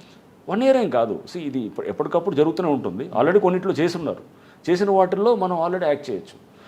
కొన్ని దాదాపు నాకు తెలిసి ఒక 50-60 చెరువుల్లో ఆల్రెడీ ప్రాసెస్ జరిగిపోయింది. జరిగిపోయిన వాటిల్లో అక్కడ ఎందుకు యాక్ట్ చేయకూడదు అనేది ఉంటుంది అన్నమాట. దీనికి కొన్ని ఉంటాయి. ఫస్ట్ ఏంటంటే ఒక సర్వే చేయించాలి. ఫస్ట్ ప్రాసెస్ చెరువు రాగానే సర్వే చేయించిన తర్వాత దానికి ఏది FTL ఏది బఫర్ జోన్ అనేది క్లియర్గా ఐడెంటిఫై చేయాలి. ఆ తర్వాత ఒక ఫస్ట్ నోటిఫికేషన్ ఒకటి ఇస్తారు, ప్రిలిమినరీ నోటిఫికేషన్ ఇచ్చి పబ్లిక్కి ఇస్తారన్నమాట. ఈ చెరువులో ఇది బఫర్ జోను ఇదని చెప్పి దాని తర్వాత నెక్స్ట్ వాళ్ళ నుంచి ఏమైనా అబ్జెక్షన్స్ అవి వస్తే కనుక దాన్నింటిని తీసుకొని నెక్స్ట్ ఫైనల్ నోటిఫికేషన్ ఇస్తారు. కొంతమంది ప్రీమియర్ నోటిఫికేషన్ ఇవ్వని కోర్టుకు వెళ్ళే వాళ్ళు ఉంటారు. సో ఇట్లా పలు స్టేజెస్లో ఉన్నాయి అన్నింటిని కూడా తీసి చేస్తున్నాం. ఈ చెరువు వైజ్ డీటెయిల్కి పోవాలి. అంతేగాని జస్ట్ జనరల్గా మన 100,000 చెరువులు ఉన్నాయన్నమాట. ఈ 1000 చెరువుల్లో మనం ఊరిన జనరల్గా దాంట్లో కూడా మళ్ళీ మనం ప్రయారిటీ తీసుకునేది ఈ వాటర్ చాలా ఇంపార్టెంట్ ఈ ఏరియాలో మనకి. ఎందుకంటే అది ఎన్వైరన్మెంటలిస్ట్తో కూడా మీటింగ్ పెట్టినప్పుడు ఈ చెరువు మనం మాయం ఉండటం వల్ల మనకి హైదరాబాద్కి రేపు చాలా ఇది అనేది వాళ్ళని కూడా డీటెయిల్గా తీసుకొని ఒక వల్నరబిలిటీ ఇండెక్స్ అనేది అంటే అది కూడా ఒకటి తయారు చేయాలనేది కూడా ఒక ఆలోచన ఉందన్నమాట. అంటే ఈ చెరువు మాయం అయితే కనుక దీనివల్ల వచ్చినటువంటి డేంజర్ సమాజానికి ఏంటనేది కూడా మనం అది కూడా ఒకటి ఫ్యాక్టర్స్ పలు ఫ్యాక్టర్స్ ఇవన్నీ చేస్తున్నాయి. సిటీ సరౌండింగ్లో అంటే మనకు ఎక్కడైతే హైడ్రా పరిధి ఉందో ఆ పరిధిలో ప్రభుత్వ భూములు ఇవి, ఇక్కడ చెరువులు ఉన్నాయి. వీటిపై కబ్జా చేసిన అమ్మినా కొన్నా నేరస్తులుగా భావిస్తారంటూ మీరు ఒక ఐడెంటిఫై చేసి ఒక ప్రకటన ఇస్తే అది మీకు బెనిఫిట్ ఏమవుతుంది? తప్పకుండా అవుతుంది. రేపు దీని మీద చట్టం కూడా రావడానికి ఉంటుంది. డిజాస్టర్ కొంతమంది తెలియక కొనుక్కుంటుంటారు. తెలియక కాదు, చాలా సందర్భాల్లో తెలియక కొన్నా తెలిసి కొన్నా కానీ కూడా బిల్డర్ అతను రెస్పాన్సిబుల్ అవుతాడు, పబ్లిక్ కూడా రేపు ఆ సర్వే నెంబర్లు రిజిస్టర్. ఇప్పుడు ignorance of law is no excuse అని అంటారు. తెలియక మాకు తెలియదు చట్టం ఇక్కడ ఎలా ఉందో తెలియదు, లేకపోతే ఇక్కడ ఉన్నటువంటి ఫ్యాక్ట్స్ మాకు తెలియదు అని అంటే కనుక రేపు మేము అది FTL అని చెప్పేసి దీంట్లో ఇంతకుముందు గతంలో అధికారులు కానీ అప్పుడు చాలా ఇది ఇప్పుడుతో కాదు, ఇది చాలా సంవత్సరాలుగా ఇది వస్తూ వచ్చింది సిస్టమ్. ఇప్పుడు కొత్తగా ఏదో ఈ లాస్ట్ ఏదో 2 ఏళ్ళలోనో లేకపోతే ఇంకా 10 ఏళ్ళు బట్ క్రమేపీ ఇది పెరుగుతూ వచ్చింది ఇదంతా. సో చాలా స్పీడ్గా ఈ మధ్య ఏంటంటే ఈ ఆక్రమణలు గురవడంతోనే ముఖ్యమంత్రి గారికి ఈ ఆలోచన వచ్చింది అన్నమాట. అంటే ముందే ఒక ప్రకటన ఇస్తే బాగుంటుంది కదా అని. ఇక్కడ ప్రభుత్వ భూములు ఉన్నాయి, ఇక్కడ చెరువులు ఉన్నాయి, వీటిపై కబ్జా చేసినా అమ్మినా కొన్నా నేరం అని భావిస్తే తప్పకుండా అది మనం రేపు ఏం చేస్తాము, ఎక్కడెక్కడ చెరువులు ఉన్నాయి అందుకు నోటిఫికేషన్స్ అన్ని ఇచ్చారు చాలా చోట్ల. సర్వేలు చేపించి అన్నీ కూడా సర్వేలు చేపించి పేపర్ ప్రకటనలు కూడా ఇదిగో ఇది అన్నీ కూడా ఇది ఉన్నాయని చెప్పేసి వాళ్ళు రేపు చేసినప్పుడు కోర్టుకు సబ్మిట్ చేస్తారు. కోర్టు కూడా వెళ్తారు న్యాచురల్గా. మనం వాళ్ళ లీగల్ హక్కును కాదని అనలేము కదా. ప్రకటించింది కాబట్టి వెళ్తే వాళ్ళు అంటారు సార్ అప్పుడే మీరే పర్మిషన్ ఇచ్చారు కదా, మరి మీరే పర్మిషన్ ఇచ్చి మీరు మళ్ళీ ఇప్పుడు కాదంటే ఎలా ఇలా అంటారు రకరకాల. సో అంటే ఇష్యూస్ వస్తాయి. మీరే పర్మిషన్ ఇచ్చారు, అప్పుడు బిల్డింగ్ ప్లాన్ అప్రూవ్ చేశారు, మళ్ళీ ఇప్పుడే వచ్చి మీరే కాదంటున్నారు, ఎలా అవుతుంది ఇది అన్నట్టు. సో అప్పుడు పర్మిషన్ ఇచ్చిన సిస్టమ్ని అప్పుడు వాళ్ళు కూడా బాధ్యులు అవుతారు. ఈ మధ్యకాలంలో అయితే కనుక ఎప్పుడో సరే 30-40 ఏళ్ల క్రితం ఎప్పుడన్నా అయితే కనుక అది చెప్పలేం కానీ బట్ తప్పకుండా అన్నింటినీ కూడా పరిగణలో తీసుకుంటాం. పర్మిషన్ ఎలా ఇచ్చారు, అంతకుముందు FTL అని తెలిసి ఎలా ఇస్తున్నారు, అవన్నీ కూడా రేపు వాళ్ళు ప్రాసిక్యూట్ చేస్తారు. ఇందులోనే మీకు ఇన్వాల్వ్మెంట్ అయిన ఇంకో డిపార్ట్మెంట్ ఉంటుంది, సబ్ రిజిస్టర్ డిపార్ట్మెంట్. సబ్ రిజిస్టర్లకు ఉన్న రైట్స్ ప్రకారం అక్కడ ఉన్న ల్యాండ్ అనేది వెరిఫై చేయకుండా రిజిస్ట్రేషన్ చేయడం అనేది వాళ్ళకున్న రైట్స్. ఈవెన్ చార్మినార్ అమ్మడానికి వచ్చినా సరే వాళ్ళు రిజిస్ట్రేషన్ చేస్తారు, వెరిఫై చేయరు. వాళ్ళకున్న నామ్స్లు అలాగ ఉన్నాయి. అది కూడా మోడిఫికేషన్ చేస్తే ఒక ప్లస్ అయ్యే అవకాశం ఉంటుంది కదా. తప్పకుండా మురళి, ఇది చాలా పెద్ద సబ్జెక్టు, చాలా పెద్ద సబ్జెక్టు. ఇది చాలా ఏంటంటే దీంట్లో మనం వెళ్ళే కొద్దీ ఇంకా మేము నేర్చుకుంటాము. తప్పకుండా ప్రభుత్వానికి కూడా పలు రిపోర్ట్స్ ద్వారా చట్టాలు మోడిఫికేషన్ చేయాలంటే కూడా చేస్తాము, ఏజెన్సీస్ టైటన్ అప్ చేయాలంటే కూడా చేయాలి. అండ్ సబ్ రిజిస్టర్ మీరు అన్నట్టు ఏంటంటే వాళ్ళే కాదు, ఇప్పుడు అక్కడ బిల్డింగ్ పర్మిషన్ ఇచ్చేటప్పుడు ఒకవేళ అది చెరువు ఉందని తెలిసిన తర్వాత కూడా దాన్ని పుడుస్తుంటే కనుక ఎందుకు దాన్ని సైలెంట్గా ఉన్నాం, అలా కాదు కదా. అక్కడ అధికారులు అప్పుడు ఏం చేస్తున్నారు. అండ్ ఇప్పుడు ఈ కొంతమంది స్వార్థం వల్ల ఏమైందంటే అందరికీ ఇప్పుడు ముప్పు వచ్చే పరిస్థితి వచ్చింది అన్నమాట. సో ఇది ఉండొచ్చు, కొన్ని 100 మంది ఉంటారు, కొన్ని 1000 మంది ఉంటారు సిటీలో. ఆ వాళ్ళ వలన మీరు అన్నారు శత్రువులు తయారు చేసుకుంటామని అన్నారు కదా, ఈ వేల మంది కొంతమంది ఉండొచ్చు, పవర్ఫుల్ ఫెలోస్ ఉండొచ్చు, బట్ లక్షలాది మంది దీంట్లో ఉన్నటువంటి కోటి పైన ఉన్నటువంటి హైదరాబాద్ అందరూ కూడా బెనిఫిట్ అవుతారు. వాళ్ళ కోసం వీళ్ళు మనం తప్పకుండా ఇట్స్ ఆల్ అది మనకి మన బెంథమ్స్ యూటిలిటేరియన్ ప్రిన్సిపల్ ఉంటుంది. ఓకే, సో అది maximum good for maximum number of people అనమాట. సో అంటే ఎక్కువ మందికి ఎక్కువ మంచి చేసేది అనమాట, అది చేయటం. కొంతమంది దాంట్లో డ్యామేజ్ అవుతాయి అనమాట, మనకి కొంతమంది మనకి ఇంట్రెస్ట్లు దెబ్బతింటాయి. బట్ మీరు సపోజ్ 100 మందికి మంచి చేయాలన్నప్పుడు సపోజ్ 99 మందో 95 మందో లాభపడతారు, ఒక 2-3 నష్టపోయే వాళ్ళు ఉంటారు. వాళ్ళ చేతులు చేసుకుందాం, చేతులారా చేసుకుండొచ్చు, తెలియక చేసుకొని ఉండొచ్చు, తప్పకుండా ఉంటాయి. బట్ ఆ చేసేటప్పుడు నష్టపోతున్నారంటే దానికి ఒక ప్రాసెస్ ఉంటుంది. ఎవరైనా ఇష్టమైనట్టు మనం చేయడానికి కూడా ఉండదు. ఎందుకంటే అప్పుడు పర్మిషన్లు ఇచ్చారు కదా, మరి అప్పుడు నేను లోన్లు తీసుకొని కట్టాను, నేను పర్మిషన్లు తీసుకున్నాను, అప్పుడు మీరే ఇది కాదు, ఇదేమీ లేదు, దీంట్లో చెరువు లేదన్న మీరే ఇచ్చారు అని ఉంటాయి. వ్యవస్థ కూడా ఆ టైంలో ఎలా రెస్పాండ్ అయింది అనేది కూడా అన్నిటి కూడా పరిశీలించాల్సి వస్తుంది. అందుకని చెప్పేది ఈచ్ ఒక చెరువు ఫైలు మాది ఒక కేసు దర్యాప్తు ఫైల్లా తయారవుతుంది అనమాట. సిడి ఫైల్ లాగా, సిడి ఫైల్, పెద్ద సిడి ఫైల్ ఉంటాయి చూసారా, మంచి మర్డర్ కేసో లేకపోతే ఇట్లాంటివి ఉంటాయి, ఆ టైప్ ఫైల్ లాగా తయారు చేస్తాం. దాన్ని లోతుగా పోయి దాన్ని ఇంట్రెస్టింగ్ సబ్జెక్టు, దీన్ని డెప్త్లో పోవాల్సిన పరిస్థితి ఉంటుంది. అందుకని చాలా లీగల్ టీమ్ స్ట్రాంగ్ ఉండాలి, సర్వేయింగ్ టీమ్ స్ట్రాంగ్ ఉండాలి, మా కన్సల్టెన్సీని పెట్టాలి, డేటా బేస్ ఏదైతే మేము పోతున్నామో అది ఇర్రెఫ్యూటబుల్ డేటా ఉండాలి, టెక్నాలజీ టీమ్ స్ట్రాంగ్ ఉండాలి, టెక్నికల్ డేటా మీద బేస్ అవుతుంటాము. ఇవన్నీ అంటే ఎన్నింటినీ కలిపి చేస్తుంటాం అనమాట. ఇరిగేషన్ దీంట్లో పాటు ఒక లీగల్ సిస్టమ్ సెపరేట్ పెట్టుకుంటే మీరే ఎఫ్ఐఆర్ ఇష్యూ చేసి మీరే కేసులు, అదే కదా ఇప్పుడు నేను చెప్తుంది. పోలీస్ స్టేషన్ కూడా ఇప్పుడు ఏమవుతుంది, సపోజ్ చెరువు ఎవడో ఆక్రమించుకుంటున్నాడు, ఆక్రమించినప్పుడు అతను 4 ఎకరాలకు మొత్తం గ్రావెల్ తోటి ఇచ్చేస్తాడు, దాన్ని కవర్ చేసేస్తాడు, మొత్తం ఏదో గ్రావెల్ తెచ్చి అడ్డింటికి తీసుకొని డంప్ చేస్తాడు. మనం చేసే లోపల అది మళ్ళీ గ్రావెల్ని తీసేయాలంటే కనుక అది పెద్ద ఖర్చు అయినప్పుడు దాంతో వాడు ఏం చేస్తాడు, అది చేసి మెల్లిగా ఎప్పుడో టైం చూసుకొని దాంట్లో మళ్ళీ దాంట్లో కట్టేయటం ఏదో చేసుకుంటున్నారు అనమాట. చేసి దాని పర్మిషన్ తెచ్చుకొని రెగ్యులరైజ్ చేసుకొని ఒక కోర్టు ఆర్డర్ తెచ్చుకుంటాడు.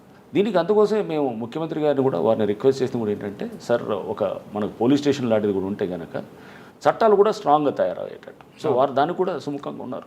లీగల్ టీమ్ సెపరేట్, లీగల్ అంటే ఒక పోలీస్ స్టేషన్, ఇప్పుడు మేము ఎవరికో అక్కడ చెప్పేసి పలానా పోలీస్ స్టేషన్, పలానా ఈ పోలీస్ స్టేషన్, ఆ పోలీస్ స్టేషన్ అని చెప్తే కనుక అక్కడ వాళ్ళకున్న రూటీన్ పనులలో లేకపోతే అక్కడ ఉన్నటువంటి లోకల్ ఇన్ఫ్లుయెన్సెస్లో వాళ్ళు స్ట్రాంగ్గా చేయవు. ఇది specialized agency like cyber crimes, narcotics బ్యూరోలో కూడా ఉన్నటువంటి పోలీస్ స్టేషన్ లాగా సైబర్ క్రైమ్స్ పోలీస్ స్టేషన్ ఉన్నట్టుగా డిపార్ట్మెంట్ ఉంది కదా, అట్లా ఇదొక సెపరేట్ పోలీస్ స్టేషన్గా తయారు చేసి ఎవడన్నా సపోజ్ ఇట్లానే చేస్తున్నారు అనుకోండి, ఎవరైనా ఆక్రమిస్తున్నారు అనుకోండి, ఆక్రమిస్తుంటే ఇమీడియట్గా ఆ జేసీబీలు మెషినరీ తీసుకొచ్చి సీజ్ చేసి కోర్టుకు పెడతాం, కేసులు రేపు అరెస్ట్ చేసి జైలుకి పంపిస్తాం. వాడు ఒకవేళ వస్తే కనుక అతను ఆక్రమించారనుకోండి జైలుకి పంపిస్తాం. అది తీయాల్సిన బాధ్యత కూడా అతను తీయకపోతే కనుక దాని మీద కూడా చట్టపరంగా అతని మీద యాక్షన్ తీసుకున్నట్టు చేస్తాం. నింపిన దాన్ని కూడా ఖాళీ చేయకపోతే కనుక అతని ఆస్తులు సీజ్ చేయడం లేదా ఇట్లా ఎందుకు చేయకూడదని కూడా చేస్తాం. అయినా కూడా ఇప్పుడు ఆ చట్టంలో మనం తీసుకొస్తే కనుక ఆస్తులు సీజ్ చేయటమా లేదా అతను తీయకపోతే కనుక అతను ఇంకే రెవెన్యూ రికవరీ చట్టమా లేదా ఇంకే అంటే ప్రాసెస్ కూడా చాలా జాగ్రత్తగా చేసి పగడబందీగా చేసేదానికి కూడా చేస్తాం. అంటే మీ ఇప్పుడు గవర్నమెంట్ టార్గెట్ కూడా పెద్దవాళ్ళ మీద ఎక్కువ వెళ్తుంది, చిన్న వాళ్ళ మీద కాకుండా. పెద్ద చిన్న అని కాదు, ఆక్రమించే వాళ్ళ మీద ఉంటుంది తప్పకుండా. బట్ దాంట్లో మనం ఏదో చిన్నవాళ్ళ మీద పోయి ఏదో ఒక బస్తీ తీసుకొని దాన్ని చేస్తే కనుక అలా అన్ని చోట్ల ఉన్నాయి ఆక్రమణలు, సిటీ మొత్తం ఆక్రమణలే ఉన్నాయి చాలా చోట్ల. సో దాన్ని మనం ఎక్కడ మొదలెట్టాలనుకున్నప్పుడు నేను అంటే అనుకునేది ఏంటంటే మంచి ఎవరైతే ఈ వ్యవస్థని ఇది మనకేం కాదులే అనుకునే వాళ్ళు ఉంటారో అక్కడి నుంచి చేస్తే నమ్మకం కలగాలని, ఫస్ట్ సిస్టమ్ మీద నమ్మకం, పెద్దది కొట్టాలని నేను అన్ను. అక్కడ ముందు ఎప్పుడైనా కానీ కూడా ఫస్ట్ జనరల్గా ఏంటంటే చిన్న వాళ్ళ మీద పోతే కనుక అది అందరూ చేస్తారు, రేపు ఆ సిస్టమ్ అది నిలబడద్దా అనేది కూడా. ఎందుకంటే అక్కడ వాళ్ళు అతనికి ఇప్పుడు రోటీ కపడా వారు మకాన్, అతని షెల్టర్ అతనికి లైఫ్ అండ్ డెత్. డబ్బు ఉన్నవాడికి అది ఇట్స్ వన్ ఆఫ్ ద హౌసెస్లో అతనికి గెస్ట్ హౌస్ ఉండొచ్చు లేకపోతే అది ఇంకేదైనా ఉండొచ్చు, అతనికి 10 ఇల్లులు ఉండొచ్చు. అతనికి ఉన్నటువంటి ఇంటి వాల్యూ అనేది ఒక్కొక్కడికి ఒక్కొక్కలాగా ఉంటుంది. సో అట్లా కూడా చూడాలన్నమాట మనం. అంటే దాని మీద జీవనం ఉన్న వాళ్ళకి ఒక పేద అతనికో లేకపోతే ఒక లోవర్ మిడిల్ క్లాస్ అతనికి ఇల్లు అనేది అతని లైఫ్ టైం సేవింగ్ అనమాట. బట్ అదే ఒక పెద్ద అతను ఉన్నాడు అనుకోండి, అతనికి ఇట్స్ లైక్ అతను ఒక గెస్ట్ హౌస్ ఉండొచ్చు లేకపోతే ఇంకేదైనా ఫామ్ హౌస్ ఉండొచ్చు లేకపోతే ఏదైనా ఉండొచ్చు. సో అందుకోసం మనం అవన్నీ కూడా అంటే ఈ సామాజిక అంశాలను కూడా చూస్తాం డెఫినెట్గా. It's not that is just ఏదో మనం ఇట్లా ఎన్నింటినీ చూసి తప్పకుండా చేస్తాం. ఒక ఐజీ స్థాయి అంటే అనుభవం ఉన్న అధికారం ఉంటాడు, ఏదో త్వరగా ఏదో చేస్తున్నాడు అండ్ దాని మీద ఎందుకంటే బాధ్యత నా మీద పెట్టినప్పుడు తప్పకుండా దానికి బాధ్యత తగ్గట్టుగా నేను పనిచేయాల్సిన అవసరం కూడా ఉంటుంది. అంటే రాబోయే కాలంలో హెడ్రా అనేది చాలా పవర్ఫుల్ డెఫినెట్గా అవుతుంది. పవర్ఫుల్ అంటే మనం దీన్ని కరెక్ట్గా ఉద్యోగం చేస్తే కనుక డెఫినెట్గా పవర్ఫుల్ అవుతుంది అనమాట. అది చేసి చూపిస్తాం కూడా, చేసి చూపిస్తాం. ఈ ఉద్యోగం చేసే క్రమంలో డెఫినెట్గా చాలా ఒత్తిడిలు వస్తాయి, చాలా ఇన్ఫ్లుయెన్సెస్ వస్తాయి. అన్నిటిని కూడా మనం అధిగమించి టైట్గా పనిచేస్తే కనుక ఇంతకన్నా మనం సొసైటీకి చేయడానికి హైదరాబాద్కి మంచి అవకాశం ఉండదు. గతంలో హైదరాబాద్గా ఒక హైదరాబాదీగా, ఎస్ అఫ్ కోర్స్ ఒక హైదరాబాదీగా అండ్ అట్లానే ఒక ఒక సివిల్ సర్వెంట్గా ఇంత మంచి అవకాశం ఒక ప్రభుత్వం నుంచి అందులో ముఖ్యమంత్రి గారు ప్రత్యేకంగా ఇస్తున్నప్పుడు నేను పూర్తిగా దీన్ని వాడి పబ్లిక్ గుడ్ కోసం చేయడానికి చేస్తాను అనమాట. సార్ ఒకసారి మనం వెనక్కి వెళ్దాం. యా, నల్గొండ జిల్లా ఎస్పీ 4 సంవత్సరాలు, అక్కడే డిఐజీ. అక్కడ వెళ్ళిన తర్వాత మీకు మెయిన్ ఛాలెంజ్ ఏమొచ్చింది? నల్గొండ జిల్లా 2018లో నేను అక్కడికి వెళ్ళాను. కానీ అప్పటికే నయీం కనబడ్డాడు. నయీం లేదు, నయీం అప్పటికే చనిపోయాడు. నయీం చనిపోయినాడు, కానీ నయీం గ్యాంగ్స్ ఉండేవి. నయీం గ్యాంగ్స్ ఉండి కొంత వాళ్ళ ట్రేసెస్ ఉండేవి అంత నల్గొండ జిల్లాలో. కొంత నల్గొండ ఏంటంటే నేను వెళ్ళేటప్పటికి కూడా అక్కడ కొంత మర్డర్స్ అయి ఉన్నాయన్నమాట. అంతా మర్డర్లు అయ్యి 2018 మార్చిలో వెళ్ళాను. ఇట్లానే సడన్గా నా ట్రాన్స్ఫర్స్ ఎప్పుడు కూడా ఏంటంటే నా చేతుల్లో ఏమీ లేదు, సడన్గా వచ్చిన ట్రాన్స్ఫర్గానే ఉండింది. టీవీలో స్క్రోలింగ్ చూసుకొని అంటే నాకు సడన్గా ఒక గంటలో అంటే ఆర్డర్ వచ్చింది, మీరు వెళ్ళి ఇమీడియట్గా జాయిన్ అవ్వాలి, మీరు ఎప్పుడు జాయిన్ అవ్వాలంటే 1 గంట 2 గంటలు వెళ్ళిపోవాలన్నట్టు. అంటే జనరల్ అందరితో పాటు నాది వచ్చింది తక్కువ ఉంటుంది అనమాట. సో అంటే అక్కడ అవసరాల రీత్యా నన్ను అప్పుడు ఉన్నటువంటి ప్రభుత్వంలో నన్ను అక్కడ మర్డర్ అయింది. బొడ్డుపల్లి శ్రీనివాస్ అని చెప్పేసి ఒక కాంగ్రెస్ లీడర్, అతను టౌన్ కాంగ్రెస్ అధ్యక్షుడు. అతన్ని అక్కడ కొంతమంది రౌడీ షీటర్స్ వాళ్ళు అంతా అక్కడ అప్పుడు టీఆర్ఎస్ సంబంధించిన వాళ్ళు ఇది అక్కడ గొడవ అయ్యి అతన్ని కొట్టి చంపిన తర్వాత అతని డ్రైనేజ్లో పడేసి ఇదంతా జరిగిందనమాట. సో జరిగినప్పుడు కొంత అక్కడ డిస్టర్బెన్స్ అయింది. అప్పుడు ఉన్నటువంటి అక్కడ ఎస్పీని బదిలీ చేసి నన్ను వేశారు. సో రౌడీయిజం అనేది కొంత నల్గొండలో కాస్త ఎక్కువగా ఉంటుందన్నమాట. సో అక్కడ కాస్త అంత భాయ్ అనే కల్చర్ ఒకటి ఉంటుందన్నమాట. అంటే అంతా ఏంటంటే మనం ఊరిని శాసించాలి, టౌన్ అంతా మన కంట్రోల్లో. నల్గొండకి నేను వెళ్ళినప్పుడు మార్చిలో ఈ అన్ని పరిస్థితుల్లో అంటే ఒక బొడ్డుపల్లి శ్రీనివాస్ మర్డర్ అయ్యింది. తర్వాత దాంతోపాటు అతను టౌన్ కాంగ్రెస్ అధ్యక్షుడు. అప్పుడు ఉన్నటువంటి అంటే ఇప్పుడు మన కోమటిరెడ్డి వెంకటరెడ్డి గారి చాలా క్లోజ్ ఫాలోవర్ కూడా అనమాట అతను. సో కోమటిరెడ్డి వెంకటరెడ్డి గారి క్లోజ్ ఫాలోవరు. సో అప్పుడు దీంట్లో జరిగినటువంటిది కాంగ్రెస్ లీడర్ని చంపిన తర్వాత జరిగినటువంటి గొడవలు, ఆ తర్వాత అయిన గడబడులు, దాని పరిణామాల్లో ఎస్పీని షిఫ్ట్ చేశారని చెప్పాను కదా. సో తర్వాత నెక్స్ట్ ఏమైందంటే దానికి ముందు కూడా ఒక చిన్న ఇన్సిడెంట్ కూడా అవుతుంది. ఒక అతను ఎవరో ఏం చేస్తాడంటే ఒక రౌడీ షీటర్, వాడు నోటోరియస్ రౌడీ షీటరు, ఒక మర్డర్ చేసి ఒకడిని మొండె ఒక దగ్గర, తల ఒక దగ్గర, అంటే కాళ్ళు చేతులు ఒక దగ్గర, అంటే ఊర్లోని అన్ని రకరకాల చోట్ల అట్లా పడేస్తారనమాట. పడేసి అంటే వీడు చేశానని అంటే అది ఎందుకు చేస్తారంటే అంత క్రూరంగా చేసి దాని ద్వారా వచ్చేటటువంటి ఆ పేరు అంటే ఆ భాయ్ అనేది మీకు అదే చెప్తున్నాను. అంటే వాడు అంత క్రూరంగా అంత ఏంటంటే అంత గాస్లీ ఇన్సిడెంట్లో అతను ఇన్వాల్వ్ అయినాడు అనుకోండి, వాడు చూసి భయపడతారు అందరు. ఆ భయాన్ని ఎన్కాష్ చేసుకోవచ్చు. ఎక్కడ ఎన్కాష్ చేస్తారు వీళ్ళందరూ? ల్యాండ్ ఇష్యూస్లో ఎన్కాష్. ఎక్కడ ల్యాండ్ అక్కడికి వచ్చిన పేరు నల్గొండలో కాకుండా ఈవెన్ హైదరాబాదు, ఎల్బీ నగరు, ఈ అన్ని చాలా చోట్ల కూడా వీళ్ళందరూ కూడా ఈ టైప్ ఆఫ్ దాంట్లో వీళ్ళ ల్యాండ్ ఇష్యూస్లోకి వెళ్ళటాలు, సెటిల్మెంట్లు, దందాలు చేయటాలు ఇవన్నీ ఉంటుందన్నమాట వీళ్ళకి. సో వీళ్ళది ఈ టైప్ ఆఫ్ కల్చర్ నల్గొండలో కొంత అంతా కూడా కొంత ఈ అగ్రెసివ్గా ఉండేటటువంటి కల్చర్. సో దీన్ని హ్యాండిల్ చేయడానికి అక్కడ కొంత టైట్గా పోవాల్సి వచ్చింది. డెఫినెట్గా గట్టిగా యాక్ట్ చేసాం. ఎవరు సార్ అబ్బాయి? ఎవరు అబ్బాయి? చాలామంది ఉంటారు. అంటే ఒకళ్ళని కాదు, ఒకళ్ళిద్దరు ఆడ మళ్ళీ 2 గ్రూపులు ఉంటాయి, కొట్లాడుకుంటూ ఉంటారు. సో కొట్లాడుకుంటూ వాళ్ళు ఏంటంటే ఆధిపత్యం కోసం టౌన్ నల్గొండ నుంచి ఎల్బీనగర్ వరకు వాళ్ళ ఆధిపత్యం పోరు. అంటే ఆధిపత్యం అంటే వాళ్ళు ఏం చేస్తారు, ఇక్కడ ఆధిపత్యం తీసుకొని హైర్డ్ కిల్లింగ్స్లో ఉంటారు. హైర్డ్ కిల్లింగ్ ఉండి కిరాయికి హత్యలు చేస్తారు. చేసి నెక్స్ట్ అంటే కొంచెం ఆ కల్చర్ ఎక్కువ ఉన్నదన్నమాట అక్కడ చేస్తూ అది మరి ఆ కల్చర్ ఫస్ట్ నుంచి కూడా అక్కడ అట్లా నయీం కూడా అట్లానే వచ్చిన ఇది. నయీం ట్రేసెస్ వాళ్ళ ఫాలోవర్స్ కొంతమంది ఉంటారు, వాళ్ళకి సంబంధించిన వాళ్ళు ఉంటారు. సో ఇట్లా ల్యాండ్స్లోకి వెళ్ళి కబ్జాలు చేయటాలు ఇదంతా ఉండేదన్నమాట. అక్కడి నుంచి హైదరాబాద్ మీద కూడా ఇంపాక్ట్ చూపించాం. సో వీళ్ళని కొంచెం టైట్గా హ్యాండిల్ చేయాల్సి వచ్చేది. ఎందుకంటే వీళ్ళని మామూలుగా ఏదో మనం కేసు పెడితే బెయిల్ ఇస్తేనో లేకపోతే ఏది మనం మామూలుగా ఒక అరెస్ట్ చేసి వాడికి ఒక 4-5 రోజులు పెడితే కనుక వాళ్ళు ఉండరు. సో వీళ్ళకి భయం అనేది చూపించాలన్నమాట. సో ఖచ్చితంగా అక్కడ భయం అనేది పోలీస్ భయం ఉండాలి. మంచివాడికి మంచి ఇది ఉండాలి. మంచివాడిని సపోజ్ చిన్న ఒక ఎస్ఐ కానీ, ఒక కానిస్టేబుల్ కానీ, ఒక ఆఫీసర్ కానీ అతను ఒక మాట ఏరా పోరా ఒరే తురే అన్నా కానీ కూడా తప్పకుండా చర్య తీసుకుంటాం అన్నమాట. ఎందుకంటే అతను సామాన్యుడు, మామూలు వాడు. అదే ఒక రౌడీ షీటరో లేకపోతే ఇట్లాంటి వాళ్ళు ఉన్నవాళ్ళు అతన్ని మనం మర్యాదలు చేసో లేకపోతే అతనితో ఉంటే కనుక కాదు. ఈ రెండు చాలా క్లియర్గా ఉండాలి మన డిస్క్రిమినేషన్ అనమాట. So rowdy bad element and సామాన్యుడు ఒక నార్మల్ ఎలిమెంట్, వీళ్ళిద్దరిని మనం హ్యాండిల్ చేసే విధానం చాలా స్పష్టంగా ఉండాలన్నమాట. సో ఆ పవర్ ఆఫ్ డిస్క్రిమినేషన్ అనేది చాలా ఇంపార్టెంట్ అనమాట. హౌ టు డిస్టింగ్విష్ బిట్వీన్ వీళ్ళిద్దరిలో అనేది. సో అది చేయాల్సిన అక్కడ ప్రయత్నం అయితే చేశాను. గట్టిగా రౌడీజం మీద అయితే చాలా టైట్గా పోయేవాళ్ళం. అక్కడ కౌన్సిలింగ్ పెట్టేవాళ్ళం, పెట్టి వాళ్ళందరినీ కూడా ఒక భయం అంటే ఏంటనేది తెలిసేదానికి కూడా మేము చేసాం అక్కడ. అంటే భయం అంటే మీరు కౌన్సిలింగ్ ద్వారా చేశారా లేదా ఇంక వేరే? కౌన్సిలింగ్ ద్వారానే ఉండేది. కౌన్సిలింగ్ అంటే మీరు అనుకునే కౌన్సిలింగ్ ఏమో కానీ అది బహుశా అది కౌన్సిలింగ్ అంటే కౌన్సిలింగే ఉంటుంది. అంటే పోలీస్ కౌన్సిలింగ్ రెండు రకాలు ఉంటాయి. ఒకటి కూర్చొని వన్ మాట్లాడడం వేరు, ఇంకోటి గ్రూప్ ఆఫ్. మీరు ఏ రకంగా అర్థం చేసుకున్నా పర్వాలేదు కానీ బట్ కౌన్సిలింగ్ అయితే చేసాం. డార్మేట్ కౌన్సిలింగ్ అంటే ఇది డిటీసీ అనేవాళ్ళం. సో డిస్ట్రిక్ట్ ట్రైనింగ్ సెంటర్ అని ఉండేది. ఆ డిటీసీ కౌన్సిలింగ్ అంటే భయపడాలన్నమాట. ఆ విధంగా కౌన్సిలింగ్ ఉండేది. So counselling చేస్తుండేవాళ్ళం. సో డెఫినెట్గా ఏంటంటే ఇది రౌడీ షీటర్స్ వరకే, రౌడీ షీటర్స్, బ్యాడ్ ఎలిమెంట్స్ అట్లాంటి వాళ్ళకి రేపు ఎందుకంటే వాళ్ళు చట్టాన్ని చాలా సింపుల్గా తీసుకుంటారు. తీసుకొని అక్కడ అరాచకాలు ఉంటాయి అన్నమాట. అరాచకాలు ఉంటాయి, భయంతో నడిపిస్తారు అన్నమాట. అంతా దాంట్లో గాంజా అడిక్ట్స్ ఉంటారు, డ్రగ్స్ తీసుకునే వాళ్ళు ఉంటారు, ఇట్లా రకరకాల వాళ్ళకి పోలీసు భయం చూపించారు. తప్పకుండా ఉండాలి. నేను అనేది ఏంటంటే పోలీస్ అనేది భయం ఉండాలి, మర్యాద, గౌరవం ఉండాలి. ఎవరికి ఏ రకమైన మందు వేయాలో ఆ మందు వేయాలన్నమాట. అంతేగాని అందరికీ మనం జస్ట్ తీసుకొచ్చి వాడు రోడ్డు మీద వెళ్ళి ఎవడో కొడతాడు, కొట్టి వాడు ఏదో చేస్తే కనుక వాడికి ఒక బెయిలబుల్ కేసు పెడితే వాడికి నోటీస్ ఇస్తే ఊరుకుంటాడా? దానికి తగ్గట్టు మనం చేయాలన్నమాట. అది చర్యలు ఎలా ఉండాలనేది మీకు అర్థమై ఉంటుంది అనుకుంటాను. సో అది అలానే ఉండాలన్నమాట. కానీ మీరు పనిచేసిన టైంలోని సాయిపురం ప్రణీత్ హత్య కేసు, మరి అది ఆల్రెడీ కౌన్సిలింగ్ ఇచ్చిన తర్వాత కూడా ఈ బాయ్ అందరూ ఎందుకు వచ్చారండి? రైట్ అండి, అది అమృత ప్రణయ్ కేసు అండి. ఇట్స్ ఏ సెన్సేషనల్ కేసు అది. సో మనకి 2018 సెప్టెంబర్లో అయినటువంటి ఇన్సిడెంట్ అది.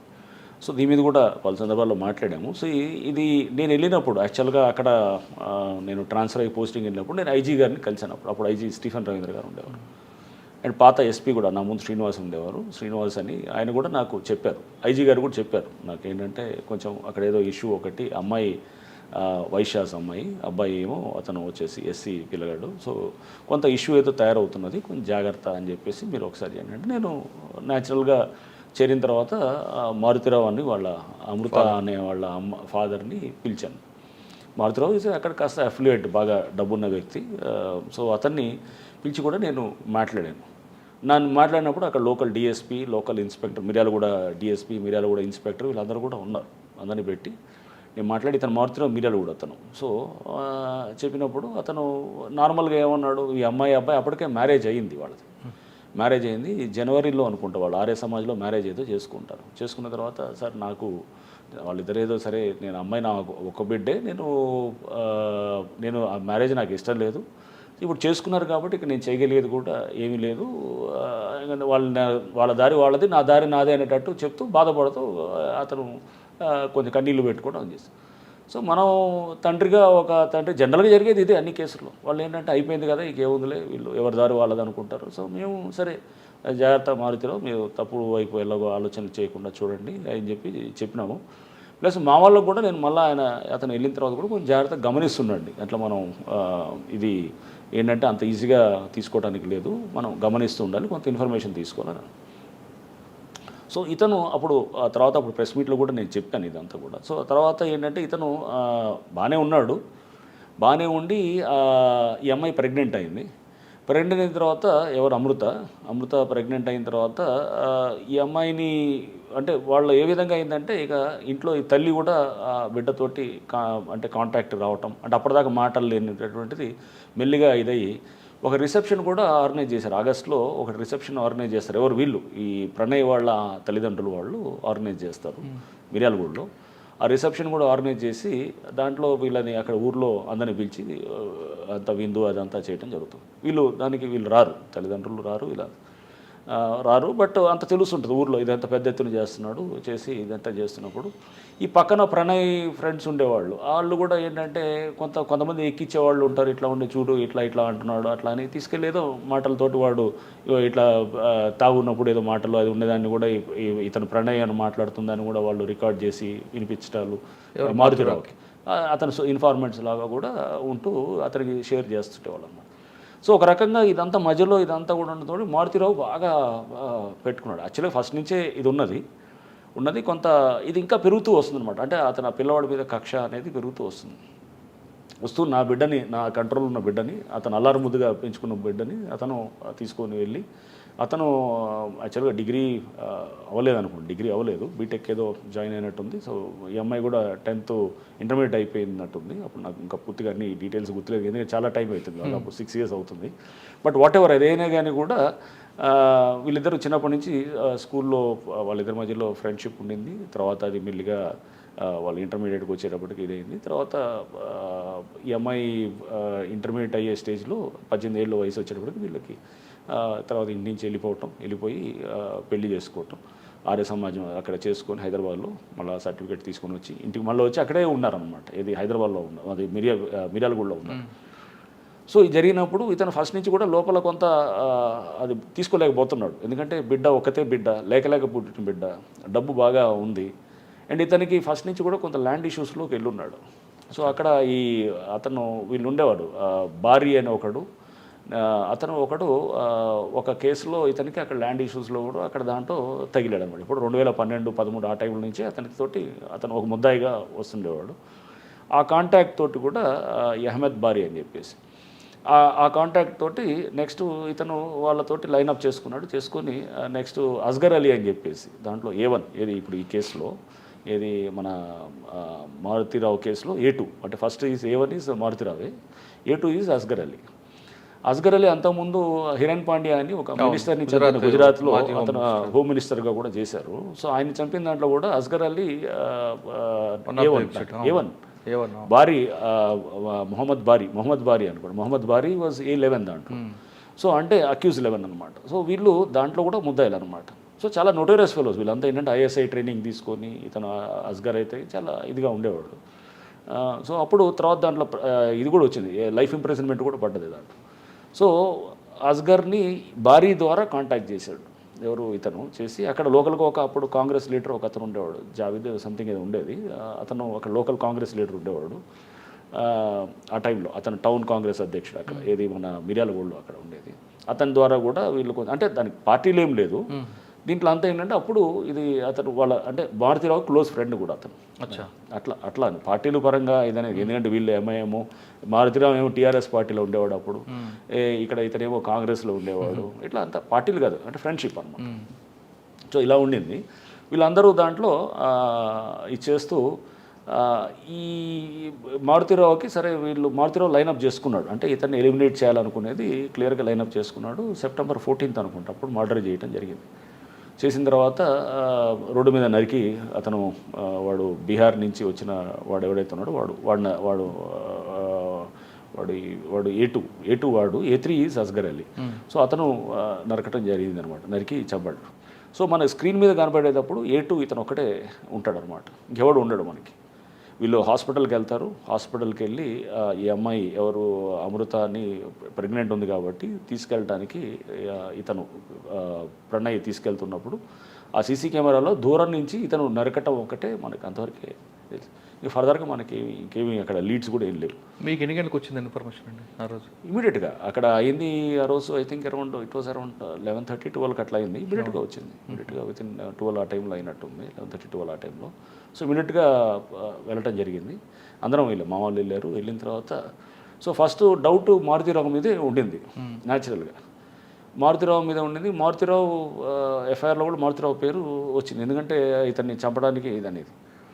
బట్ మారుతిరావుకి కనెక్ట్ అవ్వడానికి ఏం లేదు, అతనికి ఎటువంటి కాంటాక్ట్ కూడా ఉండదు అనమాట అసలు. సో వీళ్ళు కాంటాక్ట్ వాడింది కూడా అంతా అక్కడ డిఫరెంట్ టైప్ ఆఫ్ కమ్యూనికేషన్ అంతా వాడారు. అప్పుడు వాడి అసలు ఎక్కడ కూడా మనకి దొరకకుండా ఉండేటటువంటి విధంగా కూడా చాలా జాగ్రత్తలు తీసుకున్నారు అంతా. అస్గర్ ఎందుకంటే వాడు పెద్ద ముదురు కేసు కాబట్టి వాడు ఆల్రెడీ ఇదంతా కూడా జాగ్రత్తగా చేశాడు. సో మనకి వెంటనే కొంత మాకున్నటువంటి నెట్వర్క్లో ఈ అన్నింటినీ మనం ముందు తీసుకుంటూ ఒకళ్ళని మనం ఐడెంటిఫై చేయటం మొదలెట్టి తర్వాత టీమ్స్ అన్నీ కూడా కొంత అన్ని స్టేట్స్లో అన్ని రకాలుగా, అంటే మహారాష్ట్రకి కొంత ఇటువైపు కూడా మనము మన ఇతన్ని తీసుకురావడానికి బీహార్కి, నెక్స్ట్ ఇంకా కొంత మనకి అంటే అన్ని స్టేట్స్ కూడా బీహార్ అని మీకు ఎలాగ అయిపోయిందండి? క్లూ ఎక్కడ వచ్చింది? అసలు మీకు ఎక్కడ కూడా లింక్ లేదు. సో క్లూ అనేది ఎక్కడంటే మనకి ఈ చేసే క్రమంలో యాక్చువల్గా ఒకటి మనం పికప్ చేసినప్పుడు ఎవరు చేశారు ఏంటనేది మనకి వర్కౌట్ తెలిసిపోయింది అనమాట. పలానా వాడని చెప్పి అర్థమైంది అనమాట. అర్థమైనప్పుడు వాడి ఫోటోలు అది తీసుకున్నాం. ఎక్కడో చిన్న దాంట్లో మనకి ఐ థింక్ వాడి ఫోటో ఒక దగ్గర వచ్చింది మనకి. ఎక్కడ ఫోటో వచ్చినప్పుడు ఆ ఫోటోని పట్టుకొని మా టీం అక్కడ చాలా బాగా చేశారు. అప్పుడు అక్కడ ఉన్నటువంటి టీం అప్పుడు ఆఫీసర్స్ అంతా కూడా అప్పుడు ఇతను ఉండేవాడు, మన హాలియా ఇన్స్పెక్టర్ కూడా ఉండేవాడు. హాలియా ఇన్స్పెక్టరు ఇప్పుడు కొండమల్లిపల్లిలో ఉంటున్నాడు అనమాట ఇన్స్పెక్టర్ అతను. ఇంకా వాళ్ళ టీము డిఎస్పి అప్పుడు శ్రీనివాస్ ఉండేవాడు అతను. ఇంకా అందరూ అంటే ఒకళ్ళని కాదు అందరూ కూడా దాంట్లో యాక్టివ్గా చేశారు. ఐటీ టెక్నికల్ టీం కూడా బాగా చేశారు. సో అందరినీ రకరకాలుగా మనం పికప్ చేశాము. పికప్ చేసి అంటే మీకు అన్నీ నేను మీకు చెప్పకూడదు, అందులో నేను కొన్ని కావాలని రివీల్ చేయకూడదు, ఎందుకంటే రేపు క్రిమినల్స్ అందరూ కూడా తెలుసుకొని. So but we had some అంటే వర్కబుల్ లీడ్స్ కోసం చూస్తాం ఎప్పుడైనా కానీ. అక్కడే కదా ఇప్పుడు అవతల వాడు ముదురైనప్పుడు పోలీసు కూడా అంతే లెవెల్లో యాక్ట్ చేసేటట్టు ఉండాలి. సో చేసేటప్పుడు ఆ లీడ్స్ని చాలా స్మార్ట్గా వర్కౌట్ చేసే టీము ఉండింది లక్కీగా నల్గొండలో అప్పుడు. So we could crack that case క్విక్గా 4 డేస్లో. మనం September 14th అయింది మర్డరు. విత్ ఇన్ 3-4 డేస్లో అందరూ కూడా మేము బై 18th కల్లా అందరిని అరెస్ట్ చేసాం అనమాట. 18th కల్లా చేసి ముందే మీకు ఇన్ఫర్మేషన్ ఉంది కదా ప్రణయ్కి ఏమాత్రం సెక్యూరిటీ ఇచ్చుంటే ప్రాబ్లం ఉండేది కాదనేది. అది కూడా జరిగింది. యాక్చువల్గా ఈ అమ్మాయిని అబ్బాయిని కూడా పిలిచి డిఎస్పీ మాట్లాడితే కూడా వాళ్ళు లేదు సార్ ఇప్పుడు మేము బాగున్నాము, మీరెందుకు అనవసరంగా మా అమ్మాయి మాతో మాట్లాడుతుంది, మీరు వచ్చి అనవసరంగా కాంప్లికేట్ చేస్తారన్న టైప్లో అమ్మాయి వాడు. అంటే వాళ్ళు ప్యాచప్ జనరల్గా ఇవన్నీ ఉంటాయి, డివైడ్ అవుతారు వాళ్ళు, మళ్ళీ కలిసిపోవటం ఇదంతా ఉంటుంది. సో వాళ్ళ నుంచే అవసరం లేదు, మీరు మాకేమి బాగుంది, మాకేమి కంఫర్ట్గా ఉంది. వాళ్ళ తల్లి కూడా మెల్లిగా మాటల్లో అది ఉన్నది కాబట్టి వీళ్ళు మాకేమి కంప్లైంట్ ఇప్పుడే ప్రాబ్లం లేదన్నట్టే చెప్పాను. అప్పటికే పెళ్ళి అయ్యి దాదాపు 7-8 నెలలు అయిపోయింది కదా. మెల్లిగా మనం కూడా ఏమనుకుంటాం అయిపోయింది. ఒక రకంగా మారుతిరావు ఏంటంటే నమ్మించాడు, వీళ్ళు బాగా నమ్మించాడు, వీళ్ళు కూడా నమ్మారు అనమాట. లోపల కోపాన్ని అతను ఎక్కడ ప్రదర్శించలేదు, అతను ఎక్కడ కూడా దాని మీద అతను దాన్ని ఎక్స్పోజ్ కాల కోపం అందరం తీసుకొచ్చారు. ఒక కేసులో కన్విక్షన్ వచ్చిందంటారా? ఆ తర్వాత ఏమైందో అంటే దాన్ని ఫాస్ట్ ట్రాక్ కోర్టులో కూడా పెట్టాము. ఐ థింక్ మరి కేసు నేను ఏమైందో నాకు తెలియదు. అంటే నేను వచ్చిన తర్వాత నేను అమ్మాయిని మధ్యలో నాకు ఒకసారి అమృత మాట్లాడాను, అవుతుంది సార్ అప్పుడు జరుగుతుంది, వాళ్ళ ఫాదర్ కూడా ప్రణయ్ వాళ్ళ ఫాదర్ కూడా మాట్లాడారు, అవుతుంది సార్ ఎవిడెన్స్ అవుతుంది అనగా నేను మళ్ళీ తర్వాత ట్రాక్. సార్ మొత్తం ఎపిసోడ్ చూసారు కదా, ఎపిసోడ్లో ప్రతీకార వచ్చేది క్లియర్గా.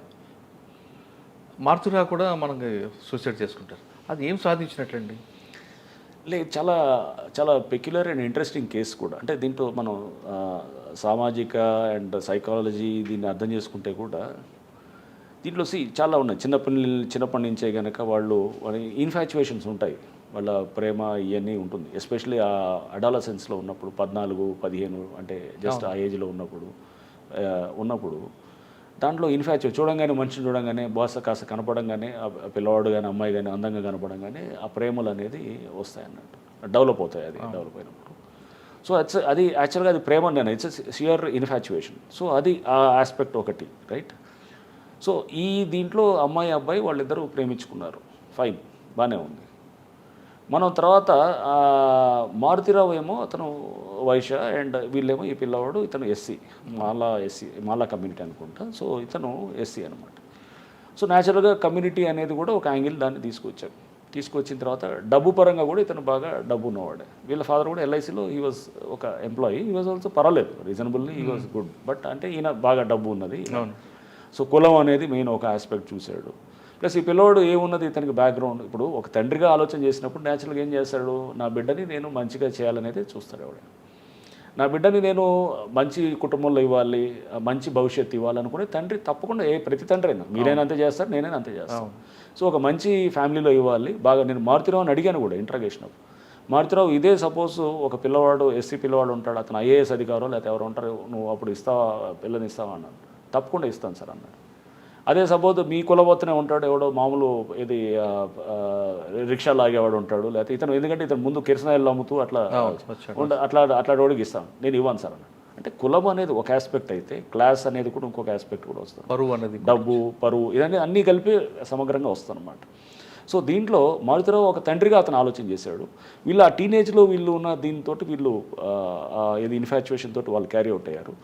ఇవన్నిట్లో కూడా ఏమనిపించిందంటే మారుతిరావు పేరెంటింగ్ ఇష్యూస్లో కూడా కొన్ని వస్తాయన్నమాట. ఇవన్నీ అంటే ఒక తండ్రి తల్లి కూడా మనం ఈ ఏజ్లో చాలా జాగ్రత్త, ఎస్పెషల్లీ సెల్ ఫోన్స్ వచ్చిన తర్వాత చాలా జాగ్రత్తగా ఉండాలన్నమాట. ఆ వయసులో తొందరపడి మనం వాళ్ళు ఆ వయసులో ఏదైనా చెప్పినా కానీ కూడా మనం ఏముంటుంది, ప్రేమించుకున్నట్టు తొందరపడి మనం ఏమన్నా చెప్పామనుకోండి వాళ్ళకి, చెప్తే కనుక వెంటనే వాళ్ళకి ఒక ఇన్సెక్యూర్ ఫీలింగ్ వస్తుంది. మా తల్లిదండ్రులు మమ్మల్ని విడగొట్టాలని చూస్తున్నారని చెప్పి వీళ్ళు వెంటనే బయటికి వెళ్ళి పెళ్లి చేసుకోవడం.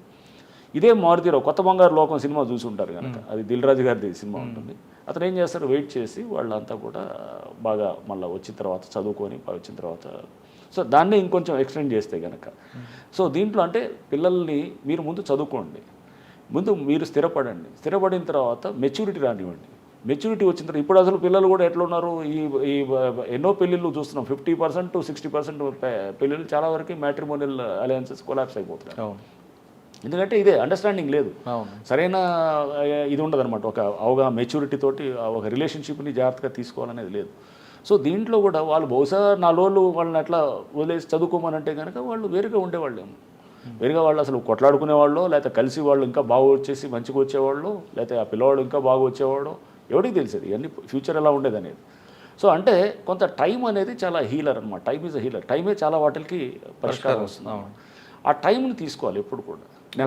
అక్కడ ఆ టైం ఇవ్వలేదు, టైం లేదు, అతను తొందరగా యాక్ట్ చేస్తున్నాడు అనమాట. యాక్ట్ చేసి ఏం చేశాడు, అమ్మాయిని హడావుడు పెట్టి లేదు ఇట్లా అమ్మాయిని ఇంట్లో పెట్టేసి బయటికి వెళ్ళనిచ్చేవాడు కూడా, అమ్మాయి ఇంట్లో నుంచి పారిపోయి పెళ్లి చేసుకోవడానికి వెళ్ళిపోయింది. సో కొంచెం ఇదే కాకుండా వీళ్ళిద్దరు కలిపి ఒక వీడియో చేశారండి బిఫోర్ మ్యారేజ్. ఆ వీడియో కూడా వీళ్ళు ప్రొవోకేషన్, అదే ఇవన్నీ ప్రొవోకేషన్ తోటి ఏమయ్యాడు, ప్రొవోకాడు పిల్లలకి. మనం వాళ్ళు తెలిసి తెలియకుండా చేసినప్పుడు వాళ్ళు మనల్ని ప్రొవోక్ చేస్తే మనం రియాక్ట్ కావాల్సిన అవసరం లేదు కదా. అక్కడే కదా మెచ్యూరిటీ ఒక తండ్రిగా వచ్చేది. సో మీరు వాళ్ళకి మనం చెప్పి నచ్చజెప్పి వాళ్ళకి ఆ ఎమోషన్స్ని వాళ్ళని కొంచెం మనం వాళ్ళకి జాగ్రత్త అర్థమయ్యేటట్టు చెప్పి ముందు పేషెంట్గా ముందు మన క్లారిటీ ఉండాలి. ఒక తండ్రిగా మనకి చాలామందికి తెలియదు ఎలా హ్యాండిల్ చేయాలి రిలేషన్షిప్స్ అని, ఎందుకంటే ఇవన్నీ మనం కింద మీద పడి నేర్చుకునేది ఉంటున్నాను. సో దీనికి అసలు హ్యూమన్ రిలేషన్షిప్స్ ఎలా హ్యాండిల్ చేయాలి, పిల్లలతో ఎలా హ్యాండిల్ చేయాలి, పిల్లలతో టీనేజ్లో ఉన్నప్పుడు ఎలా హ్యాండిల్ చేయాలనేది ప్రతివాడికి అర్థం కాని ప్రశ్న అనమాట. ప్రతివాడు we undergo through the same process అన్నమాట. అందరికీ తెలుసని నేను అన్ను, చాలామందికి తెలియదు. ఇంకా మనకి ఇప్పుడు మన పిల్లలతో ఎలా హ్యాండిల్ చేయాలనేది ఇది అనేది అర్థం కాని ప్రశ్నగా ఉంటుంది చాలా సందర్భాలు. ఇంట్లో చుట్టుపక్కల తల్లిదండ్రులతోటో లేకపోతే బంధువులతోటో అనేది ఎప్పటికీ అది అర్థం కాని ఇష్యూగా ఉంటుంది. నిరంతరం నేర్చుకుంటూ ఉండాలి. దీంట్లో కూడా మారుతిరావుతో అంటే హత్య జరిగిన తర్వాత ఫస్ట్ వాళ్ళు తీసుకొచ్చారు, వాళ్ళ కన్ఫెక్షన్లో మారుతిరావు పేరు వచ్చి ఉంటుంది. మారుతిరావు తీసుకురాగానే మీరు మాట్లాడినప్పుడు మారుతిరావు చెప్పేవి ఏంటండి? మారుతిరావు ఏమాత్రం ఒక బాధ అని వచ్చిందంటే లేదు, మారుతిరావు ఫస్ట్ చాలా క్యాజువల్గా ఉన్నాడు. ఎందుకంటే అతను అప్పుడు టీఆర్ఎస్ లీడర్. అక్కడ టీఆర్ఎస్ లీడరు బాగా డబ్బున్నాడు. అక్కడ ఈ వాజ్ లైక్ అతను హిందూ వాహిని దాంట్లో కూడా అక్కడ ఏదో లోకల్గా ఇతను ఉండేవాడు. డబ్బు ఉన్నది, కొంత పరపతి ఉంటుంది. న్యాచురల్గా ఏం చేస్తాడు అతను, అనుకుంటాడు ఏముంటుందో ఇదంతా పోలీసు మామూలు కదా మేనేజ్ చేసుకోవచ్చు అని. నేను ఫస్ట్ ఇంట్రాగేషన్ కూడా ఎప్పుడు నైట్ నా ఆఫీస్లోనే క్యాంప్ ఆఫీస్ తీసుకొచ్చారు. రాత్రి అరౌండ్ 3 అయింది. రాత్రి 3ంటికి కూర్చొని మంచిగా అతన్ని ఎదురుగా కూర్చోబెట్టి, ఇప్పుడు మీరు నేను ఎలా ఉన్నాం అట్లనే కూర్చొని టీ కూడా తీపిచ్చి కూర్చోబెట్టి మంచిగా మాట్లాడుతున్నాం. ఇంట్రాగేషన్ అంటే తీసుకొచ్చి కొట్టేది కాదు. అతను ఒక తండ్రిగా అతను ఇది ఉన్నప్పుడు నేను అర్థం చేసుకోవాలి అతని పెయిన్ని కూడా. But murder is murder. తప్పకుండా నువ్వు ఒక వ్యక్తిని చంపడం అనేది చిన్న విషయం కాదు కదా. నువ్వు ఎలా చంపుతావు అంటే నీకు నచ్చకపోతే కనుక నీ పేరెంటింగ్ తప్పు వల్ల నువ్వు సరిగ్గా అండర్స్టాండ్ చేసుకోకపోవడం వల్ల రిలేషన్షిప్, నువ్వు దాన్ని ఆ పిల్లవాడిని చంపే హక్కు నీకు ఎట్లా వస్తుంది? తప్పు కదా అది. సో అది ముందు మాట్లాడుతున్నప్పుడు ఇతను చాలా కేర్లెస్గా క్యాజువల్గా మాట్లాడుతున్నాడు. తర్వాత కొంచెం అంటే అతనికి ఏదో అది ఇది మేనేజ్ చేసుకోవచ్చు అనే టైప్లో ఉంటే కొంచెం కఠినంగా మాట్లాడటం మొదలెట్టాం. అంటే కొట్టం ఏం చేయలేదు, అట్లా లేదు కానీ, బట్ అతన్ని న్యాచురల్గా కొంత అతనికి ఇచ్చే గౌరవాన్ని తగ్గించి మాట్లాడటం అది చెప్పినప్పుడు దెన్ ఈ started coming to this thing. ఒక అరగంట దీని తర్వాత దెన్ ఏడవటం మొదలెట్టి దెన్ కొంత అతనిలో వచ్చింది. వన్స్ ఆ బ్రేక్ డౌన్ వచ్చినప్పుడు మనం emotional break down we think that అతనిలో హీల్ కమ్ అవుట్ అనమాట, న్యాచురల్ బయటకు వస్తాం. ఈ స్టార్టెడ్ ఒక కాన్వర్జేషన్ పెట్టి డీప్గా మాట్లాడుతున్నప్పుడు మొత్తం అంతా బయటికి కొన్ని విషయాలు చెప్పడం మొదలెట్టాడు. చెప్తూ అతనితో మనం we had a total long conversation అనమాట.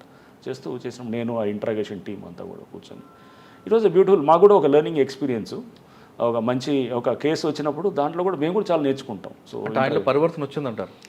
పరివర్తన వస్తుంది నేను అనలేను కానీ పశ్చాత్తాపం వచ్చిందా పోనీ చంపాను తప్పకుండా చంపాను అనేది వచ్చింది, అది తప్పకుండా ఆ ఫీలింగ్ అయితే వచ్చింది. అందుకని ఇంకా తర్వాత అతనే సూసైడ్ చేసుకున్నాడు. ఎప్పుడైతే కొన్ని రోజుల తర్వాత అతను కేసులో అరెస్ట్ అయ్యి మళ్ళీ వచ్చిన తర్వాత కేసు ఎప్పుడైతే టైట్ అయిందో అతని చిందర అంటే ఒక వ్యక్తి అతను డబ్బు సంపాదించడం కానీ ఎలా హ్యాండిల్ చేసుకోవాలో రిలేషన్షిప్ అనేది తెలియలేదండి మారుతిరావుకి.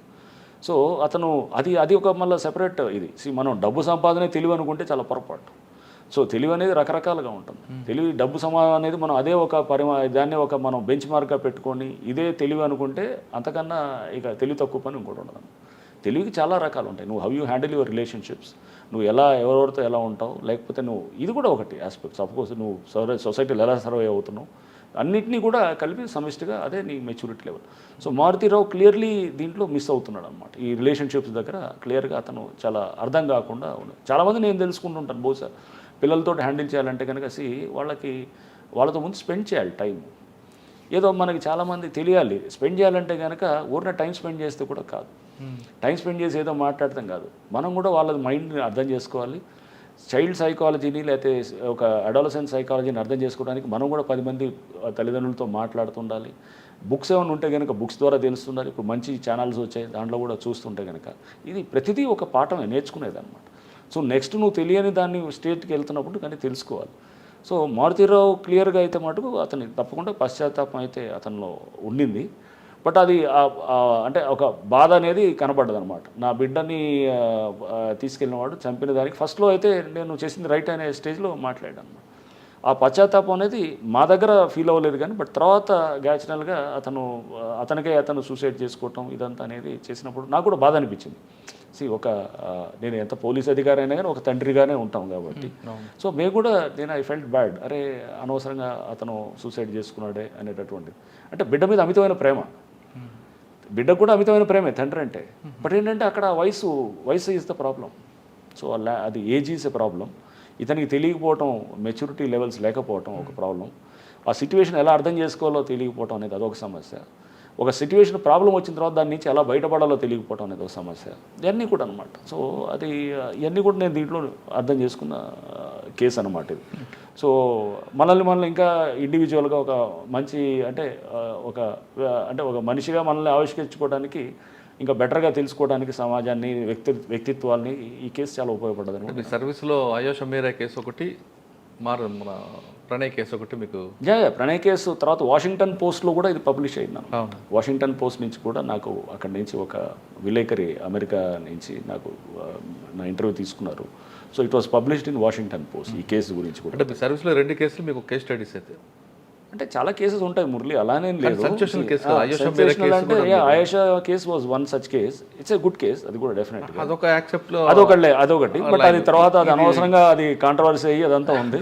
సో ఇది దీంట్లో ఇదొక యాంగిల్లో ఉంటుంది. సో ప్రతి కేసులో మనం వీ లెర్న్ సంథింగ్ అనమాట. లైక్ ఫర్ ఇన్స్టెన్స్ అంటే తర్వాత చెప్తాను, వరంగల్లో కూడా ఇట్లాంటి కేసు ఒకటి. నల్గొండలోకి బాగా గుర్తుండిపోయిన కేసు అంటే నల్గొండలో ఈ కేసుతో పాటు గాంజాయి దాని మీద కూడా మేము బాగా టైట్ చేయడం జరిగిందనమాట. గాంజాయి దాంట్లో కూడా అప్పుడు ముఖ్యమంత్రి గారు కేసీఆర్ గారు ఉండేవారు, చాలా మీటింగ్స్ పెట్టారు. ఈ కోవిడ్ టైంలో గాంజా పెద్ద ఎత్తున కూడా మొదలైందనమాట. సో అప్పుడు ప్రభుత్వం కూడా ఏం చేశారంటే బాగా టైట్ చేయాలి గాంజాయి మీద అని చెప్పేసి క్లియర్ ఇన్స్ట్రక్షన్స్ ఇవ్వడంతో మేము చెకింగ్స్ అవన్నీ పెడుతూ కూడా మొత్తం పెద్ద ఎత్తున పట్టుకుంటూ తర్వాత దీనికి అన్ని సోర్స్ ఏఓబీలో ఉండేది. అంత ఏఓబీలో ఉండేది. నేను ఏఓబీలో ఆ ఏరియాలో గ్రే హౌన్స్లో పనిచేశాను ఎస్పీగా. అవును, అది 2009 నుంచి 12 దాకా అక్కడ గ్రే హౌన్స్లో ఎస్పీగా చేశాను. సో నాకు పూర్తి అవగాహన ఉంది ఏఓబీ ఎట్లా ఉంటుంది, ఎక్కడ లోపల ఎక్కడెక్కడ ఏ విలేజ్లో ఎట్లా ఉంటుంది అనేది పూర్తి అవగాహన ఉంది. సో అందుకోసం దీంతో మా టీమ్స్ ఉన్నారు అంతా ఇక్కడ. యాక్చువల్గా నల్గొండలో టీమ్స్ని అన్నింటిని ఒక 15 టీమ్స్ని తయారు చేసి విజయదశమి రోజు వీళ్ళందరినీ కూడా ఈ గంజాయి దీని మీద ఏఓబీలో లిస్ట్ అవుట్ చేసాం. అంటే కాల్ డేటాతోటి ఇక్కడ పట్టుకోగానే ఎక్కడ నల్గొండలో ఎక్కడో రోడ్డు మీద మెయిన్ ఎక్కడ ఏదో చిట్యాల దగ్గర లేకపోతే ఎక్కడో చెకింగ్లో అక్కడ దొరుకుతాడు అనుకుందాం, నకరికల్ దగ్గర ఎక్కడ దొరికితే అవన్నీ మనం డీటెయిల్స్ అన్ని తీసుకొని వాడి కనెక్షన్స్ తీసుకొని ఎవడు మెయిన్ ఫెలో అక్కడ ఎవరు వీళ్ళకి ఏఓబీలో వీళ్ళు ఎవరు అక్కడ పండించేవాళ్ళు ఎవరు మధ్యలో డీలర్ ఎవరు ఇవన్నీ అనేది తీసుకొని ఆ లిస్టు బట్టి వాళ్ళని పట్టుకురావడానికి టీమ్స్ పంపించినప్పుడు అక్కడ లోకల్ పోలీస్ సపోర్ట్ కూడా తీసుకున్నాం అనమాట. తీసుకొని లోకల్ ఎస్పీకి మాట్లాడాను అక్కడ, ఏది వైజాగ్ రూరల్ ఎస్పీకి, ఈస్ట్ గోదావరి ఎస్పీకి కూడా మాట్లాడాను. నేను పర్సనల్గా మాట్లాడిన తర్వాత మా దగ్గర నుంచి ఒక అడిషనల్ ఎస్పీని కూడా పంపించాను, సతీష్ అని చెప్పి, అతను కూడా వెళ్ళి అక్కడే క్యాంప్ చేసి వాళ్ళ లోకల్ సపోర్ట్ తీసుకొని వెళ్ళి దాదాపు 1000 కేజీల గాంజా కూడా రికవర్ చేసాం అక్కడ. కానీ ఆ ప్రాసెస్లో ఫైరింగ్ కూడా చేశారు. ఫైరింగ్ కూడా అయింది, ఏది మన ఇక్కడే మన ఏజెన్సీ ఏరియాలో లంబసింగి దగ్గర అక్కడ కూడా ఫైరింగ్ అయింది. ఫైరింగ్ అయితే వాళ్ళు అంతా చెల్లాచెదరై తర్వాత మా పోలీస్ వెహికల్ని కూడా దాడి చేశారు. ట్రైబల్స్ అంతా గొడవ చేశారు అక్కడ. చేసి ట్రైబల్స్ అంటే వీళ్ళు ఎవరు మెయిన్గా ఈ గాంజాయి తింటూ ఉండే చేసిన వాళ్ళు చేసి పోలీసు లోకల్ పోలీసు చెప్పకుండా వచ్చారనేది.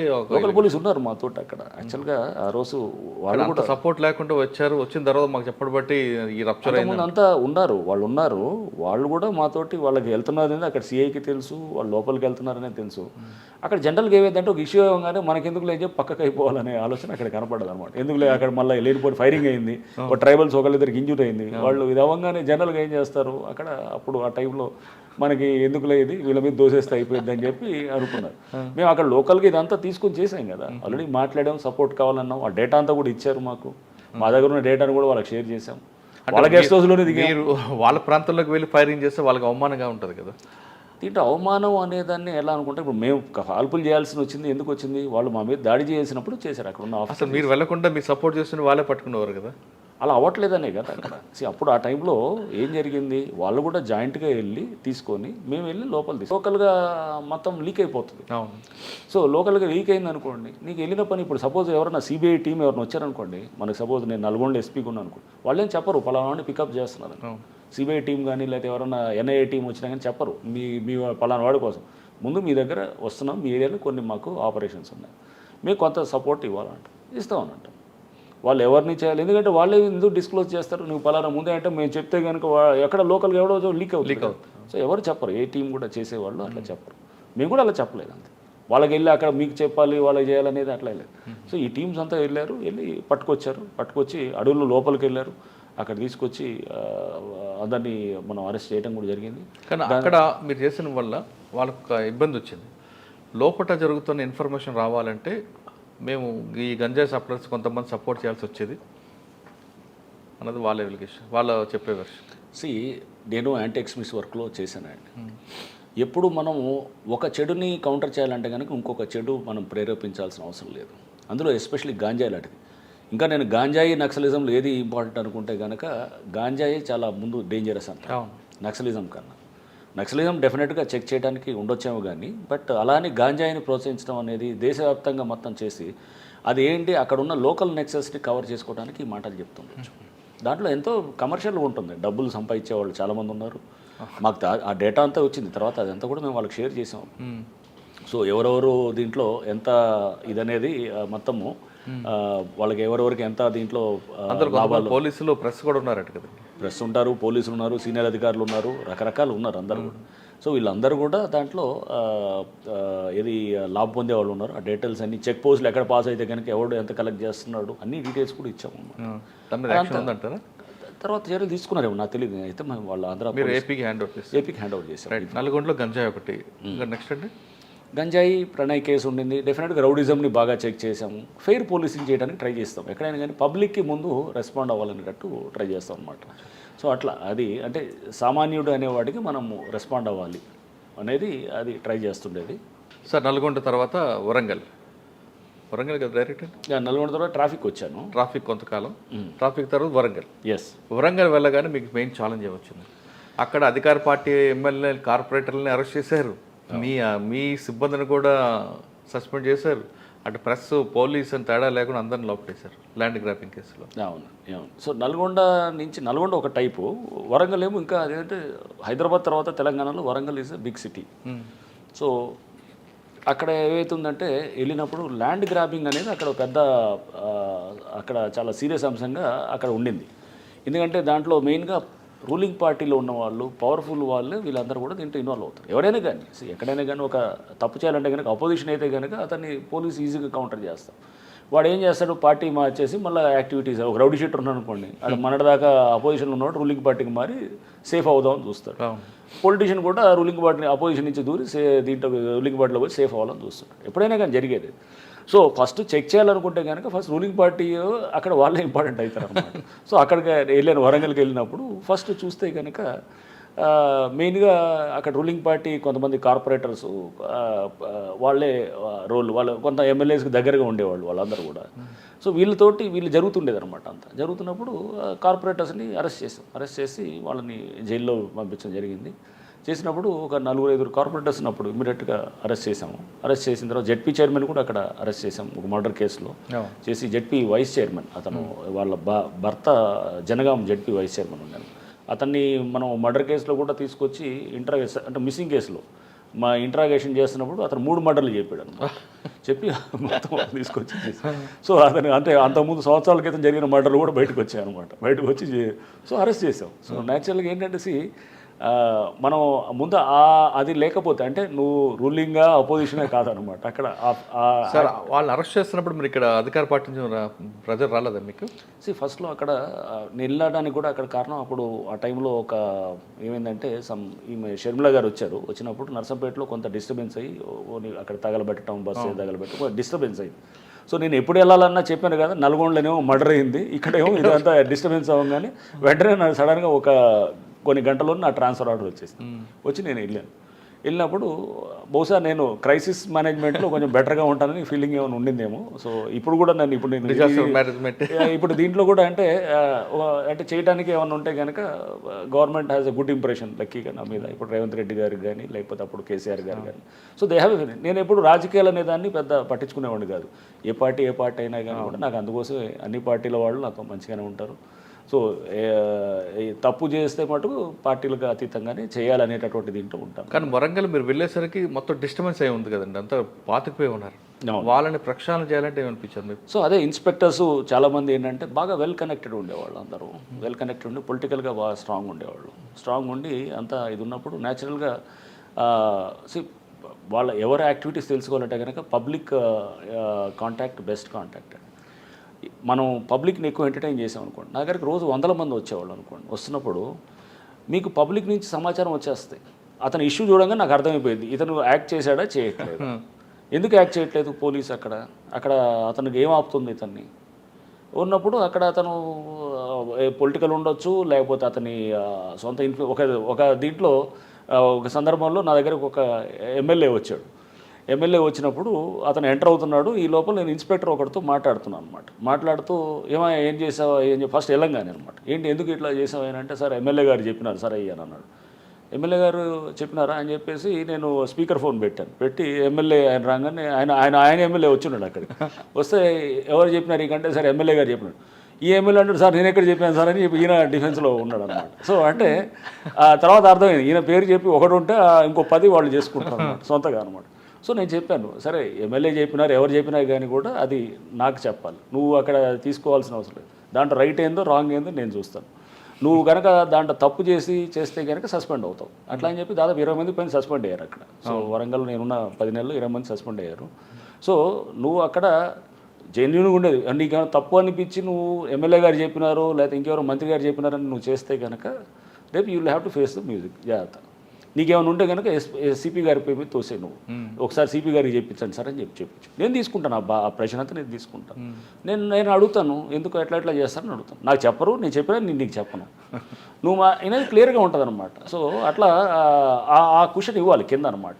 కింద వాళ్ళకి ఏంటంటే అది లేకపోతే వాళ్ళు సతమతం అయిపోతారు అనమాట. వాళ్ళకి ఆ ప్రెషర్ ఫీల్ అవుతారు. అంటే ఎమ్మెల్యే ఒకటి చెప్తే వీళ్ళు 4 యాడ్ చేస్తారు, 4 యాడ్ చేస్తారు. లేకపోతే నిజంగా ప్రెషర్ ఉన్నా కానీ కూడా అతను తట్టుకోలేని పరిస్థితి ఉన్నప్పుడు మనం అతనికి ఆ క్వశ్చన్ ఇవ్వాలన్నమాట. ఇచ్చి మనం అతనికి లేదు నువ్వు నేనున్నాను నీకు అని ఆ కంఫర్ట్ ఇస్తేనే లీడర్షిప్ అనేది నేను అట్లా అనుకుంటాను అనమాట. అంటే మనం వాళ్ళకి ఆ భరోసా ఇవ్వగలిగితేనే వాళ్ళు ప్రెషర్ని నీకు ఫీల్ పర్వాలేదు, ప్రెషర్ నేను తీసుకుంటాను, నువ్వు ఫ్రీగా పనిచేయి. సార్ వరంగల్లో మీరు ఉన్నప్పుడు ఎంతమంది ఇన్స్పెక్టర్ల మీద సస్పెండ్ చేశారు, ఎంతమంది పొలిటీషియన్ని అరెస్ట్ చేశారు, ప్రెస్ వాళ్ళ మీద ఎంత యాక్షన్ తీసుకున్నారు?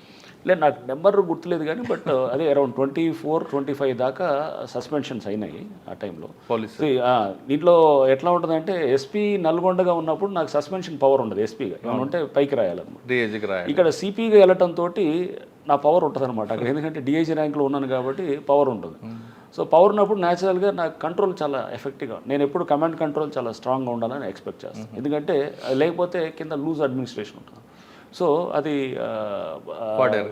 తప్పకుండా అది వాడాను. పొలిటీషియన్స్ కూడా చాలామంది అరెస్ట్ అయ్యారు, చెప్పాను కదా. చాలామంది రూలింగ్ పార్టీ వాళ్ళు ఉన్నారు, అప్పుడు కాంగ్రెస్ వాళ్ళు కూడా ఒకళ్ళిద్దరు ఉన్నారు. ఆ, ఇట్లా రకరకాలుగా అందరు అన్ని పార్టీస్ వాళ్ళు ఉన్నారు, అన్ని వాళ్ళు అరెస్ట్ అయ్యారు. ప్రెస్ వాళ్ళు కూడా బాగా టైట్ ప్రెస్ వాళ్ళు కూడా అరెస్ట్ అయ్యారు, కొంతమంది ప్రెస్ వాళ్ళు అరెస్ట్ అయ్యారు, పోలీస్ ఆఫీసర్లు ఒకళ్ళిద్దరు అరెస్ట్ అయ్యారు. జరిగింది అది చేసి. అంటే ముందు ఒక వ్యవస్థ అనేది ఒకటి ఉండాలి మురళి. ఫస్ట్ సింపుల్ అది. సిస్టమ్ సిస్టమ్ పనిచేయాలి, సిస్టమ్ స్ట్రాంగ్ ఉండాలి. సిస్టమ్ వీక్ అయిపోయింది అనుకోండి, న్యాచురల్గా ఏమైతే ఇష్టారాజ్యంగా ఉంటుంది అన్నమాట. పైకి అంతా నార్మల్గా ఉన్నట్టు ఉంటుంది కానీ లోపలంతా డొల్ల ఉంటుంది అనమాట. అలా కాదు. సార్, అది కాకుండా మీకు బాగా గుర్తుండిపోయిన కేసులు ఉన్నాయి వరంగల్లో? వరంగల్లో తప్పకుండా మంచి కేసెస్. ప్రీతి కేసు ఒకటి ఉన్నది, ఆ అమ్మాయి సూసైడ్ చేసుకొని చనిపోయిందనే కేసు ఒకటి. ఆ అమ్మాయి మెడికో అనమాట. సో హౌస్ సర్జెన్సీ చేస్తుంది, ఎండి చేస్తూ చనిపోయిన case. That was also a good case. అది సార్, ఆ కేసులో ఆ అమ్మాయి సైఫ్ అనమాట. సైఫ్కు హరాస్మెంట్ తట్టుకోలేక సూసైడ్ చేసుకున్నానని చెప్తారు, కానీ అమ్మాయి న్యాచురల్ డెత్ అని వస్తుంది కదండి. దాంట్లో ఏమైందంటే న్యాచురల్ డెత్ అని అంటే కనుక అమ్మాయి దానికి ముందు ఇది గూగుల్లో సెర్చ్ చేస్తారనమాట. అది ఒక ఇంజెక్షన్ కోసం సెర్చ్ చేసి చనిపోయే ముందు అనమాట ఇది ఉంటుంది. ఆ ముందు రోజు 2 రోజులు కూడా బాగా మూడీగా ఉంటుంది, తండ్రికి చెప్తుంటుంది చాలా బాధపడుతున్నట్టు, ఇదంతా ఉన్నాయన్నమాట. సో బట్ ఇంజెక్షన్ అనేది వీళ్ళు ఏంటంటే ఇమీడియట్గా అక్కడ మనకి వాళ్ళకి అమ్మాయి అంటే కొలాప్స్ అయిపోయింది కానీ వీళ్ళు అన్ని రకరకాల ఇమీడియట్ ఫస్ట్ అంటే ఎమర్జెన్సీ ట్రీట్మెంట్ ఇంటెన్సివ్ అక్కడ ఐసీయూకి తీసుకెళ్ళి తీసుకొచ్చి చేయడంతో మనకు ఫస్ట్ ఇనిషియల్గా కొన్ని మిస్ అవుట్ అయినాయి అనమాట. మనకి ఏది అక్కడ అంటే వాళ్ళు సిరెంజెస్ పొడవటం అనేది ఏది మనకి ఇది అనేది కొన్ని అంటే కొంత దాంట్లో ఇది ఉండింది కానీ బట్ షూర్ షాట్ అక్కడ మనకు ఉన్నటువంటి ఇన్వెస్టిగేషన్లు వచ్చినవన్నీ కూడా డెఫినెట్గా అది సూసైడ్ వైపే మనకు అది చూపిస్తుంది అనమాట. అంటే ఆయన వేదములు తట్టుకోలేక సూసైడ్ చేస్తారు. కరెక్ట్, ఎందుకంటే చాట్స్ ఉన్నాయి, అన్నీ కూడా చాట్స్ ఉన్నాయి. చాలా మరి డీడీ ఎందుకు లేదండి, డైన్ డిక్లరేషన్ చేయించలేదు? డైన్ డిక్లరేషన్ అమ్మాయి అసలు మాట్లాడే పరిస్థితి ఎక్కడ ఉంది అసలు? అమ్మాయి కొలాప్స్ అయిపోయిందా? లేదు, బతుకుందంటే అసలు మాట్లాడే పరిస్థితి లేదు, అసలు క్రిటికల్ ఉంది, ఎక్కడ మాట్లాడే ఇది లేదు. కొలాప్స్ అయిపోయిన తర్వాత ఇక పిఎంఈలో ఆమె న్యాచురల్ డెత్ అని వస్తుంది. న్యాచురల్ డెత్ అని ఎక్కడ ఇవ్వరు వాళ్ళు, కాజ్ ఆఫ్ డెత్ ఇలానే ఇస్తారు అంతే. న్యాచురల్ డెత్ అని ఎక్కడ ఇవ్వలేదు వాళ్ళు. కాజ్ ఆఫ్ డెత్ ఇదిగో ఈ పర్టికులర్ ఈ టాక్సిన్ అని చెప్పి ఇచ్చారనమాట. అవునా సార్? ఆ కేసులో వరంగల్ యూనివర్సిటీ సస్పెండ్ చేసింది, కానీ కోర్టు కూడా మరొకసారి ఆర్డర్ ఇచ్చింది దానికి సస్పెండ్ రికాల్ చేయమని. సస్పెన్షన్ ఏది మీరు అనేది? స్టూడెంట్కి సస్పెన్షన్ చేశారు కదా అతన్ని. ఎంక్వైరీ చేసిన తర్వాత సస్పెండ్ ఎత్తిమని కోర్టు ఆర్డర్ ఇచ్చిన తర్వాత డెఫినెట్గా ఉంటుంది సస్పెన్షన్ అనేది. ఎందుకు అతను ఇమీడియట్గా ఇది ఉంటుంది, ఎందుకంటే అతను ర్యాగింగ్ అనే దాంట్లో అతను అరెస్ట్ అయ్యాడు.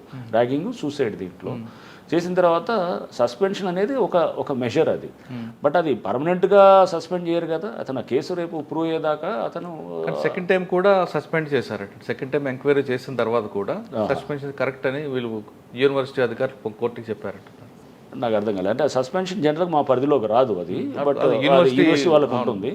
సో బట్ అది ఏదైనా కానీ కూడా మేము అరెస్ట్ చేయగానే వాళ్ళు సస్పెండ్ చేశారు. మీరైతే నమ్ముతున్నారు 100%. అది ఎందుకంటే అది మనకి ఆ కేసు దర్యాప్తులో చాట్స్లో అన్నింటిలో చూసినప్పుడు కూడా చాలా స్పష్టంగా అర్థమవుతుంది అనమాట. There was a clear harassment.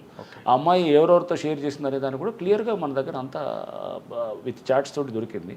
Court ఎందుకు అవన్నీ మరి పెట్టినప్పుడే కదా అతను బెయిల్ రాలేదు, చాలా రోజులు అతను దాదాపు 3 నెలలు ఉన్నాడు అతను. సో అది బెయిల్ రాలేదంటేనే ఇవన్నీ ఎవిడెన్స్ పెడతామే తోడు కదా అతను బెయిల్ రాదు కూడా. సార్, వరంగల్ తర్వాత ఎక్కడికి వచ్చారు? వరంగల్ తర్వాత నేను మళ్ళీ ఇక్కడ క్రైమ్స్కి వచ్చాను. క్రైమ్స్కి వచ్చేసి తర్వాత సిసిఎస్లో అది అడిషనల్ సిపి క్రైమ్స్ పోస్ట్లో ఉన్నాను. ఒక 2 months ఉన్నాను, కాకపోతే ఎక్కువ రోజులు లేను. ఆ తర్వాత నెక్స్ట్ సార్ అక్కడే సాహితీ కూడా ఉన్నట్లుంది కదా?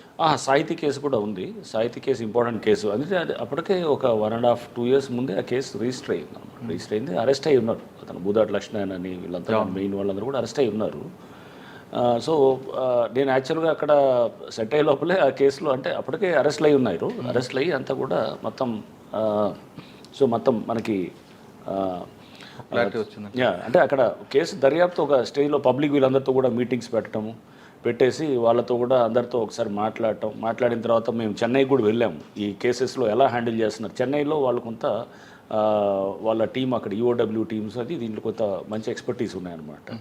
సో వాళ్ళతో కూడా నేను అప్పుడు డీసీపీ డీడీ అండ్ ఇంకా కొంత ఇతర ఆఫీసర్స్ అందరూ కూడా వెళ్ళి అక్కడ ఒక 2-3 days ఉండి కూడా వాళ్ళతో కూడా ఇంటరాక్ట్ అయినప్పుడు మాకు అక్కడ అర్థమైంది మనకి వాళ్ళకి ఏంటి సార్ తేడా ఉంది అక్కడ కొన్ని ప్రావిజన్స్ లాలో కొంత ఉన్నది కానీ బట్ ఏదైనా కానీ కూడా ఏమవుతుందంటే విక్టిమ్స్కి అనేది కొంత టైం పడుతుంది అనమాట న్యాయం జరగడానికి. అంటే ఆస్తులు అటాచ్ చేస్తుండొచ్చావు కానీ బట్ అది మళ్ళీ వెంటనే వాళ్ళకి న్యాయం జరగడానికి వాళ్ళ వాళ్ళ వాళ్ళ ఏదైతే కోల్పోయిన సొమ్ము ఉందో అది అప్పగించడానికి అక్కడ కూడా చాలా టైం కన్స్యూమ్ ప్రాసెస్ లాగా అనిపించింది అనమాట.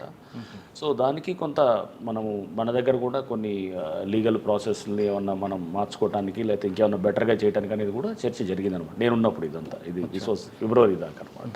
ఆ తర్వాత బహుశా ఏమన్నా వీళ్ళు ఏమన్నా దాంట్లో లీగల్గా ఏమన్నా ఇంకేమన్నా బెటర్ సిస్టమ్స్ ఏమన్నా అడాప్ట్ చేస్తుండొచ్చాము కూడా అనేది. అక్కడ నుండి మీరు మల్టీ జోన్ 1కి వచ్చాను. అక్కడ ఒక 3.5 months ఉన్నాను. అక్కడే ఉందండి అచీవ్మెంట్ అని నేనేమన్నా కానీ అక్కడ నేను ఎలక్షన్స్ టైంలో ఉన్నాను. సో న్యాచురల్గా అన్ని జిల్లాలకు వెళ్ళి అక్కడ కొంత రివ్యూ చేస్తుండేవాడిని, క్రైమ్ రివ్యూస్ కూడా చేస్తుండేవాడిని. దాంట్లో కూడా కొంత అంటే బేసికల్గా ఏంటంటే కొంచెం కంట్రోల్స్ ప్రాపర్గా ఉండాలి. అంటే సిస్టమ్ అక్కడ దాదాపు 30 మంది ఆఫీసర్స్ సస్పెండ్ అయ్యారు దాంట్లో, ఇన్స్పెక్టర్సు, ఎస్ఐలు కానీ వీళ్ళందరూ కూడా. ఎందుకండి మీరు మీ డిపార్ట్మెంట్ ఎక్కువగా అంటే ఇప్పుడు అక్కడ వస్తుంది, సపోజ్ ఎవడో ఒక తప్పుడు కేసు పెట్టారనుకుందాం ఫర్ ఇన్స్టెన్స్, తప్పుడు కేసు పెట్టి చేస్తున్నప్పుడు అతన్ని మనం ఎట్లా వదిలేస్తాం? ఒక రాంగ్ కేసు పెట్టి ఎవడో చేశాను. పోలీసులో డెఫినెట్గా అది కొంత అంటే మీరు ఎవరైనా అరెస్ట్ చేసి మీరు జైలుకి పంపించినప్పుడు అది చిన్న విషయంగా తీసుకోవటానికి లేదు. ఓ రాంగ్ కేసు పెట్టి ఒకరిని అరెస్ట్ చేసి మీరు జైలుకి పంపిస్తున్నప్పుడు అది జస్ట్ ఏదో అక్కడేదో ఎవడో చెప్పాడనో లేకపోతే ఎవడో ఇన్ఫ్లుయెన్స్లో ఉండి చేస్తే కనుక సీరియస్గా తీసుకోవాలన్నమాట. అట్లానే గ్యాంబ్లింగ్ క్లబ్బులు నడిపిస్తూ అక్కడంతా కూడా యథాచ్ఛగా నడుస్తుంది అనుకోండి, పోలీసులో కొంత డెఫినెట్గా ఈ అంటే యూనిఫామ్ సర్వీస్ కాబట్టి ఈ కంట్రోల్స్ కొంచెం ఎఫెక్టివ్గా ఉంటాయి అన్నట్టు. అండ్ దారి తప్పడానికి కారణం అనుకోవచ్చు. రకరకాల ఫ్యాక్టర్స్ ఉంటాయి. అక్కడ లోకల్ ఇన్ఫ్లుయెన్సెస్ ఉండొచ్చు, సిస్టమ్ కూడా ఉండొచ్చు, రకరకాల ఉంటుంది. ఏదున్నా కానీ కూడా నువ్వు ఇప్పుడు అక్కడ మేము చేసేటప్పుడు కూడా ఏంటంటే ఒక లైన్ దాకా చూస్తాము. చూసిన తర్వాత ఇది ఎక్సెస్ అనిపిస్తేనే దాని మీద అతని మీద యాక్షన్ ఉంటుంది. ప్రతి చిన్నదానికి సస్పెన్షన్ చేయం, అది చెక్ చేస్తాం. నిజంగా ఇతనికి సస్పెండ్ చేయడానికి ఇతనికి పూర్తిగా ఇతని ట్రాక్ రికార్డ్ ఎలా ఉంది, ఆ ఇన్సిడెంట్ ఎలాంటి ఇన్సిడెంట్ చేశాడు. ఇప్పుడు మా దగ్గరకు వచ్చేది ఎక్కడో 1-2 ఇన్సిడెంట్స్ వచ్చాయనుకోండి, బట్ అట్లాంటి అతను 100 చేస్తాడు అనమాట. రేపు ఒకవేళ చెక్ చేయకపోతే కనుక అవుతుంది అనమాట. ఆ చెక్ అనేది చాలా ఇంపార్టెంట్ అనమాట. సో మీ జోన్లో 30 మంది మీద యాక్షన్ తీసుకోవడం జరిగింది, సస్పెండ్ చేసాము. దాదాపు ఒక అతను కూడా డిస్మిస్ చేశాను. ఒక ఎస్ఐ అతను ఒక వేరే హెడ్ కానిస్టేబుల్ లేడీతోటి కూడా ఆమెని సెక్షువల్ అసాల్ట్ చేయటం, రేప్ కేసులో అరెస్ట్ చేశాము కూడా. చేసి అతని మీద చరిత్ర కూడా అట్లానే ఉంది. అతను ఏంటి అంతకుముందు ఒక అవుట్రేజింగ్ మోడల్స్ ఒక మహిళతోటి అసభ్యంగా దాని మీద కూడా అరెస్ట్ అయి ఉన్నాడు అప్పుడు. ప్లస్ అతను ఇంకో లేడీస్ కానిస్టేబుల్స్ తోటి మిస్బిహేవ్ చేసిన ఛార్జ్ మెమో కూడా అంతకుముందు ఇచ్చారు, డిసిప్లిన్ యాక్షన్. అతను అక్కడికి పోస్టింగ్కి వచ్చాడు. సో మనం యాక్చువల్గా పోస్టింగ్స్ ఇచ్చేటప్పుడు కూడా నేను కొంచెం జాగ్రత్తగా చూసేవాడు అన్నమాట. చూసి మనం చెక్ చేసుకోవాలి ఫస్ట్. వీళ్ళ చెప్పిన ఎస్ఐ అక్కడ నుండి అక్కడికే రావడానికి వెనక పొలిటీషియన్ల యొక్క సపోర్ట్ అనుకోవచ్చా, లేదా ఆఫీసర్ ఉండొచ్చు, లేదా అతను కొంచెం నక్సల్ వర్క్ బాగా చేశాడు. సో చేసి అతను కాళేశ్వరంలో నక్సల్ వర్క్ దీంట్లో అతన్ని అక్కడ తీసుకొచ్చారు, తెచ్చి ఉండొచ్చు. పొలిటికల్గా చెప్పారని అదొక్కటే కారణం ఉండకపోవచ్చు, అది కూడా ఒక ఫ్యాక్టర్ ఉండొచ్చేవు. కానీ బట్ అంత ఈజీగా ఊరిని జస్ట్ పొలిటీషియన్ చెప్పాడని ఏమి ఉండదు. చాలా మనం అన్ని ఫ్యాక్టర్స్ చూసే చేస్తాం అన్నమాట. ఒక ఆఫీసర్ సరిగ్గా లేదనుకోండి, క్యారెక్టర్ లేదు కుదరదండి అని చెప్తాం అన్నమాట. ఎవరన్నా మనకు చెప్పినా కానీ కూడా లేదు చేయడానికి. ఇకపై అటువంటి జరగకుండా ఉండడానికి ట్రాన్స్ఫర్లో మీరు ఏమైనా పారామీటర్స్ పెట్టుకుంటున్నారు? నేనేం చేసామనంటే ఈవెన్ పాత ఏమైనా ఛార్జెస్ అవి డ్రాప్ అయినా కానీ అంటే అది అతనికి ఒక కాండక్ట్ తెలియటానికి ఉంటుందన్నమాట. ప్లస్ కొన్ని మనము ఇంటెలిజెన్స్ రిపోర్ట్స్ కూడా ఉంటాయన్నమాట, అవి కూడా తీసుకొని కొంత అతని గురించి తెలుసుకున్న తర్వాత అప్పుడు దాని మీద. బట్ ఏదైనా కానీ అది ఒక డాసియర్స్ మెయింటైన్ చేయాలి యాక్చువల్గా. అట్లా చేస్తే కనుక ఒక అధికారి గురించి అతని మీద ఏమన్నా రిపీటెడ్గా వస్తున్నాయి అనుకోండి. సాధారణంగా ఏఎస్ఆర్ ఉంటుంది కదండి, అందులో ఉంటాయి కదా ఉంటుంది. జనరల్గా అతన్ని ఇది తీసుకుంటారు, ఏసీఆర్ అంటారు, కాన్వెన్షనల్ రిపోర్ట్ ఉంటుంది. ప్లస్ అతని మొత్తం హిస్టరీ అంతా కూడా మనం తీసుకోవచ్చు, వాళ్ళ పర్సనల్ ఫైల్లో ఉంటుంది. ఆ డీటెయిల్స్ అన్ని కూడా తీసుకుంటాము. బట్ దానికన్నా ముందు అతను పనిచేసిన దగ్గర ఎట్లా ఏది ఉందనేది ఆ డీటెయిల్స్ కొన్ని చోట్ల ఉండవు అనమాట. సో మీ డిపార్ట్మెంట్ చాలా కాలం చూస్తారు కదా, చాలా చూస్తున్నారు. ఒకసారి ఎస్ఐకి వచ్చిన వ్యక్తి ఒక డిఎస్పీకి వచ్చిన తర్వాత కొంచెం దారి తప్పవచ్చు, లేదా గ్రూప్ 1 ఆఫీసర్ ఒక ఐజీ అయ్యేంత కొంచెం మెత్తపడవచ్చు. కానీ ఇప్పుడు వస్తున్న ఫస్ట్లోనే ఎస్ఐలు అవ్వచ్చు, లేదంటే గ్రూప్ 1 ఆఫీసర్లు అవ్వచ్చు, లేదంటే డైరెక్ట్ ఐపీఎస్లు కూడా స్టార్టింగ్ నుంచి కూడా కొంతమంది. కరెక్ట్, అది చాలా సందర్భాల్లో డిస్కషన్ వచ్చింది మురళిది. ఇప్పుడు నేను చాలామంది అంటే యంగ్ ఆఫీసర్స్ని చూశాను, వీళ్ళలో ఏంటి ఫైర్ లేదేంటని అనిపిస్తుంటుంది అనమాట. అంటే వచ్చినప్పుడు ఒక యంగ్ ఐపీఎస్ ఆఫీసరో, ఒక యంగ్ ఎస్ఐయో, లేకపోతే ఒక యంగ్ డిఎస్పీయో వచ్చినా అనుకోండి, ముందు ఒక ఎట్లా ఉండాలంటే మనం అంటే గతంలో చూసిన దాంట్లో అప్పుడు అతను రాగానే ముందు అతను మనం కంట్రోల్ చేయాలనేటటువంటి పరిస్థితి ఉండేదన్నమాట. జాగ్రత్తగా నువ్వు అంత మరి స్పీడ్ ఉండొద్దా అని చెప్పేసి. అవును, ఇప్పుడు అసలు స్పీడ్ కాదు, ముందు వెనకాల నెట్టాల్సిన పరిస్థితి చాలా మందిలో వస్తుంది అనమాట. ఫస్ట్ డబ్బుల మీద పడుతున్నారు కదా. ఎగ్జాక్ట్లీ. సో ఇది బహుశా సిస్టంలో కూడా అంత ఈ మార్పు అంత కమర్షియల్గా అయిపోవటం, వ్యవస్థ, it's not just I don't blame వాళ్ళు ఇండివిజువల్స్ అని అన్ను, వ్యవస్థ అలా అవ్వటము, వచ్చిన వాడు రావడంతో రాకముందే వాళ్ళు ఏంటంటే డబ్బు సంపాదన అనేది ఒక ఇదనేది, పోస్ట్ ఉండటమే అనేది ఒక ఇదనేది, పబ్లిక్కి సేవ చేద్దాం. నిన్న చూసిన మనం ఒక ఐఏఎస్ ఆఫీసర్ అమ్మాయి ఆడి కారుకి ఏదో ఇది పెట్టుకోవాలని చెప్పేసి, ఆమె ఓబీసీలో వచ్చిందని చెప్పేసి, ప్లస్ అది ఫిజికల్లీ డిసేబుల్డ్ కోటాలో వచ్చిందని, బట్ ఆమె డిక్లేర్ చేస్తే ప్రాపర్టీస్ 20 కోట్ల పైన 30 కోట్ల పైన డిక్లేర్ చేసిందని, మరి ఓబీసీ కోటాలో ఇన్కమ్ క్రైటీరియాలో రావాలి అంటే ఇదంతా అంటే మనం చూస్తుంటే కనుక చాలామంది యంగ్స్టర్స్లో ఇప్పుడు కనబడేది. మంచి యంగ్స్టర్స్ కూడా ఉన్నారు, చాలామంది మంచి ఆఫీసర్స్, అద్భుతమైన ఆఫీసర్స్ ఉన్నారు. బట్ ఈ కొంతమంది వల్ల అందరికీ చెడ్డ పేరు వస్తుంది అనమాట. అది ఏమవుతుందంటే వాళ్ళ కమిట్మెంట్ లేకపోవటం, అసలు ముందు ప్రజలతోటి కలవటానికి ఇష్టపడకపోవటం, లేదా వాళ్ళ సమస్యల్లో పరిష్కారం చేయడానికి ఒక సీరియస్ ప్రయత్నం చేయకపోవటం, చిన్న ఇన్ఫ్లుయెన్స్ వచ్చినా కానీ కూడా దానికి వీళ్ళు ఇదైపోవటం, ఈల్డ్ అయిపోవటం, లేకపోతే మనీ రాగానే ఒక అజెండా పెట్టుకోవటం, ఇట్లా అటోళ్ళు కొంతమంది ఉన్నారు. అంటే దీనికి ప్రధాన కారణం ట్రైనింగ్లో లోపం అనుకోవచ్చా? వాళ్ళ యాటిట్యూడ్లో ప్రాబ్లం ఉంటుంది. చుట్టుపక్కల అందరిలో చూస్తుంటే మీకు అన్ని చోట్ల ఇప్పుడు సపోజ్ రాగానే అతనికి ఒక మంచి ఇల్లు కొనుక్కోవాలనుకుంటాడు, అందరు చూస్తే ఒక కారు కొనుక్కోవాలనుకుంటాడు, లేదా అతను లైఫ్ స్టైల్ మారిపోయిద్దని అనుకుంటాడు, అతను తిరిగే సర్కిల్లో ఒక మంచి సర్కిల్లో తిరుగుతుంటాడు, అఫ్లూయెంట్ సర్కిల్లో తిరుగుతున్నప్పుడు దానికి తగ్గట్టు ఉండాలనుకుంటాడు. ఏం వచ్చినప్పుడు న్యాచురల్గా అతను ఫస్ట్ మనలో చాలా ఇంటర్నల్గా మనకి చాలా స్ట్రాంగ్ ఇది ఉండాలన్నమాట.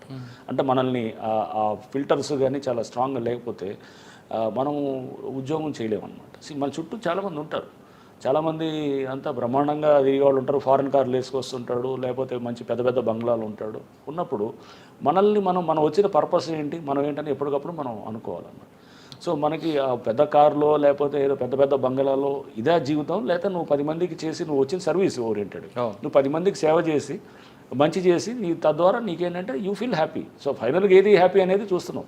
నీ కార్ల ద్వారా ఒక పెద్ద పెద్ద బంగ్లాల ద్వారా నువ్వు ఏది మంచి పెద్ద పెద్ద కాస్ట్లీ ఇది మొత్తం వాచ్లో లేకపోతే గిఫ్ట్లో, లేకపోతే దాని ద్వారా నువ్వు అంటే నీ డ్రెస్సింగ్లో లేకపోతే అన్నీ అంటే నీ స్టైల్ లైఫ్ స్టైల్ దీంతో నువ్వు దాని ద్వారా వచ్చే ఆనందం నీకు ముఖ్యమా, 10 మందికి మంచి చేసి వచ్చే ఆనందం ముఖ్యం అనేది మనం డిసైడ్ చేసుకోవాలి. అది ఇంటర్నల్గా ఎవరికి వాళ్ళు అది వాళ్ళ పెంపకాన్ని బట్టి ఉంటుంది, వాళ్ళ చుట్టూ ఉన్నటువంటి సోషల్ ఎన్వైరన్మెంట్ ఉంటుంది, వాళ్ళ ఫ్రెండ్స్ ఉంటుంది, పియర్ గ్రూప్ ఉంటుంది, ఇవన్నీ కూడా ప్లే చేస్తాయి అన్నమాట. ప్లే చేసినప్పుడు అతని పర్సనాలిటీ అనేది అట్లా ఎలా షేప్ అయితే దాన్ని బట్టి ఉంటుంది అనమాట.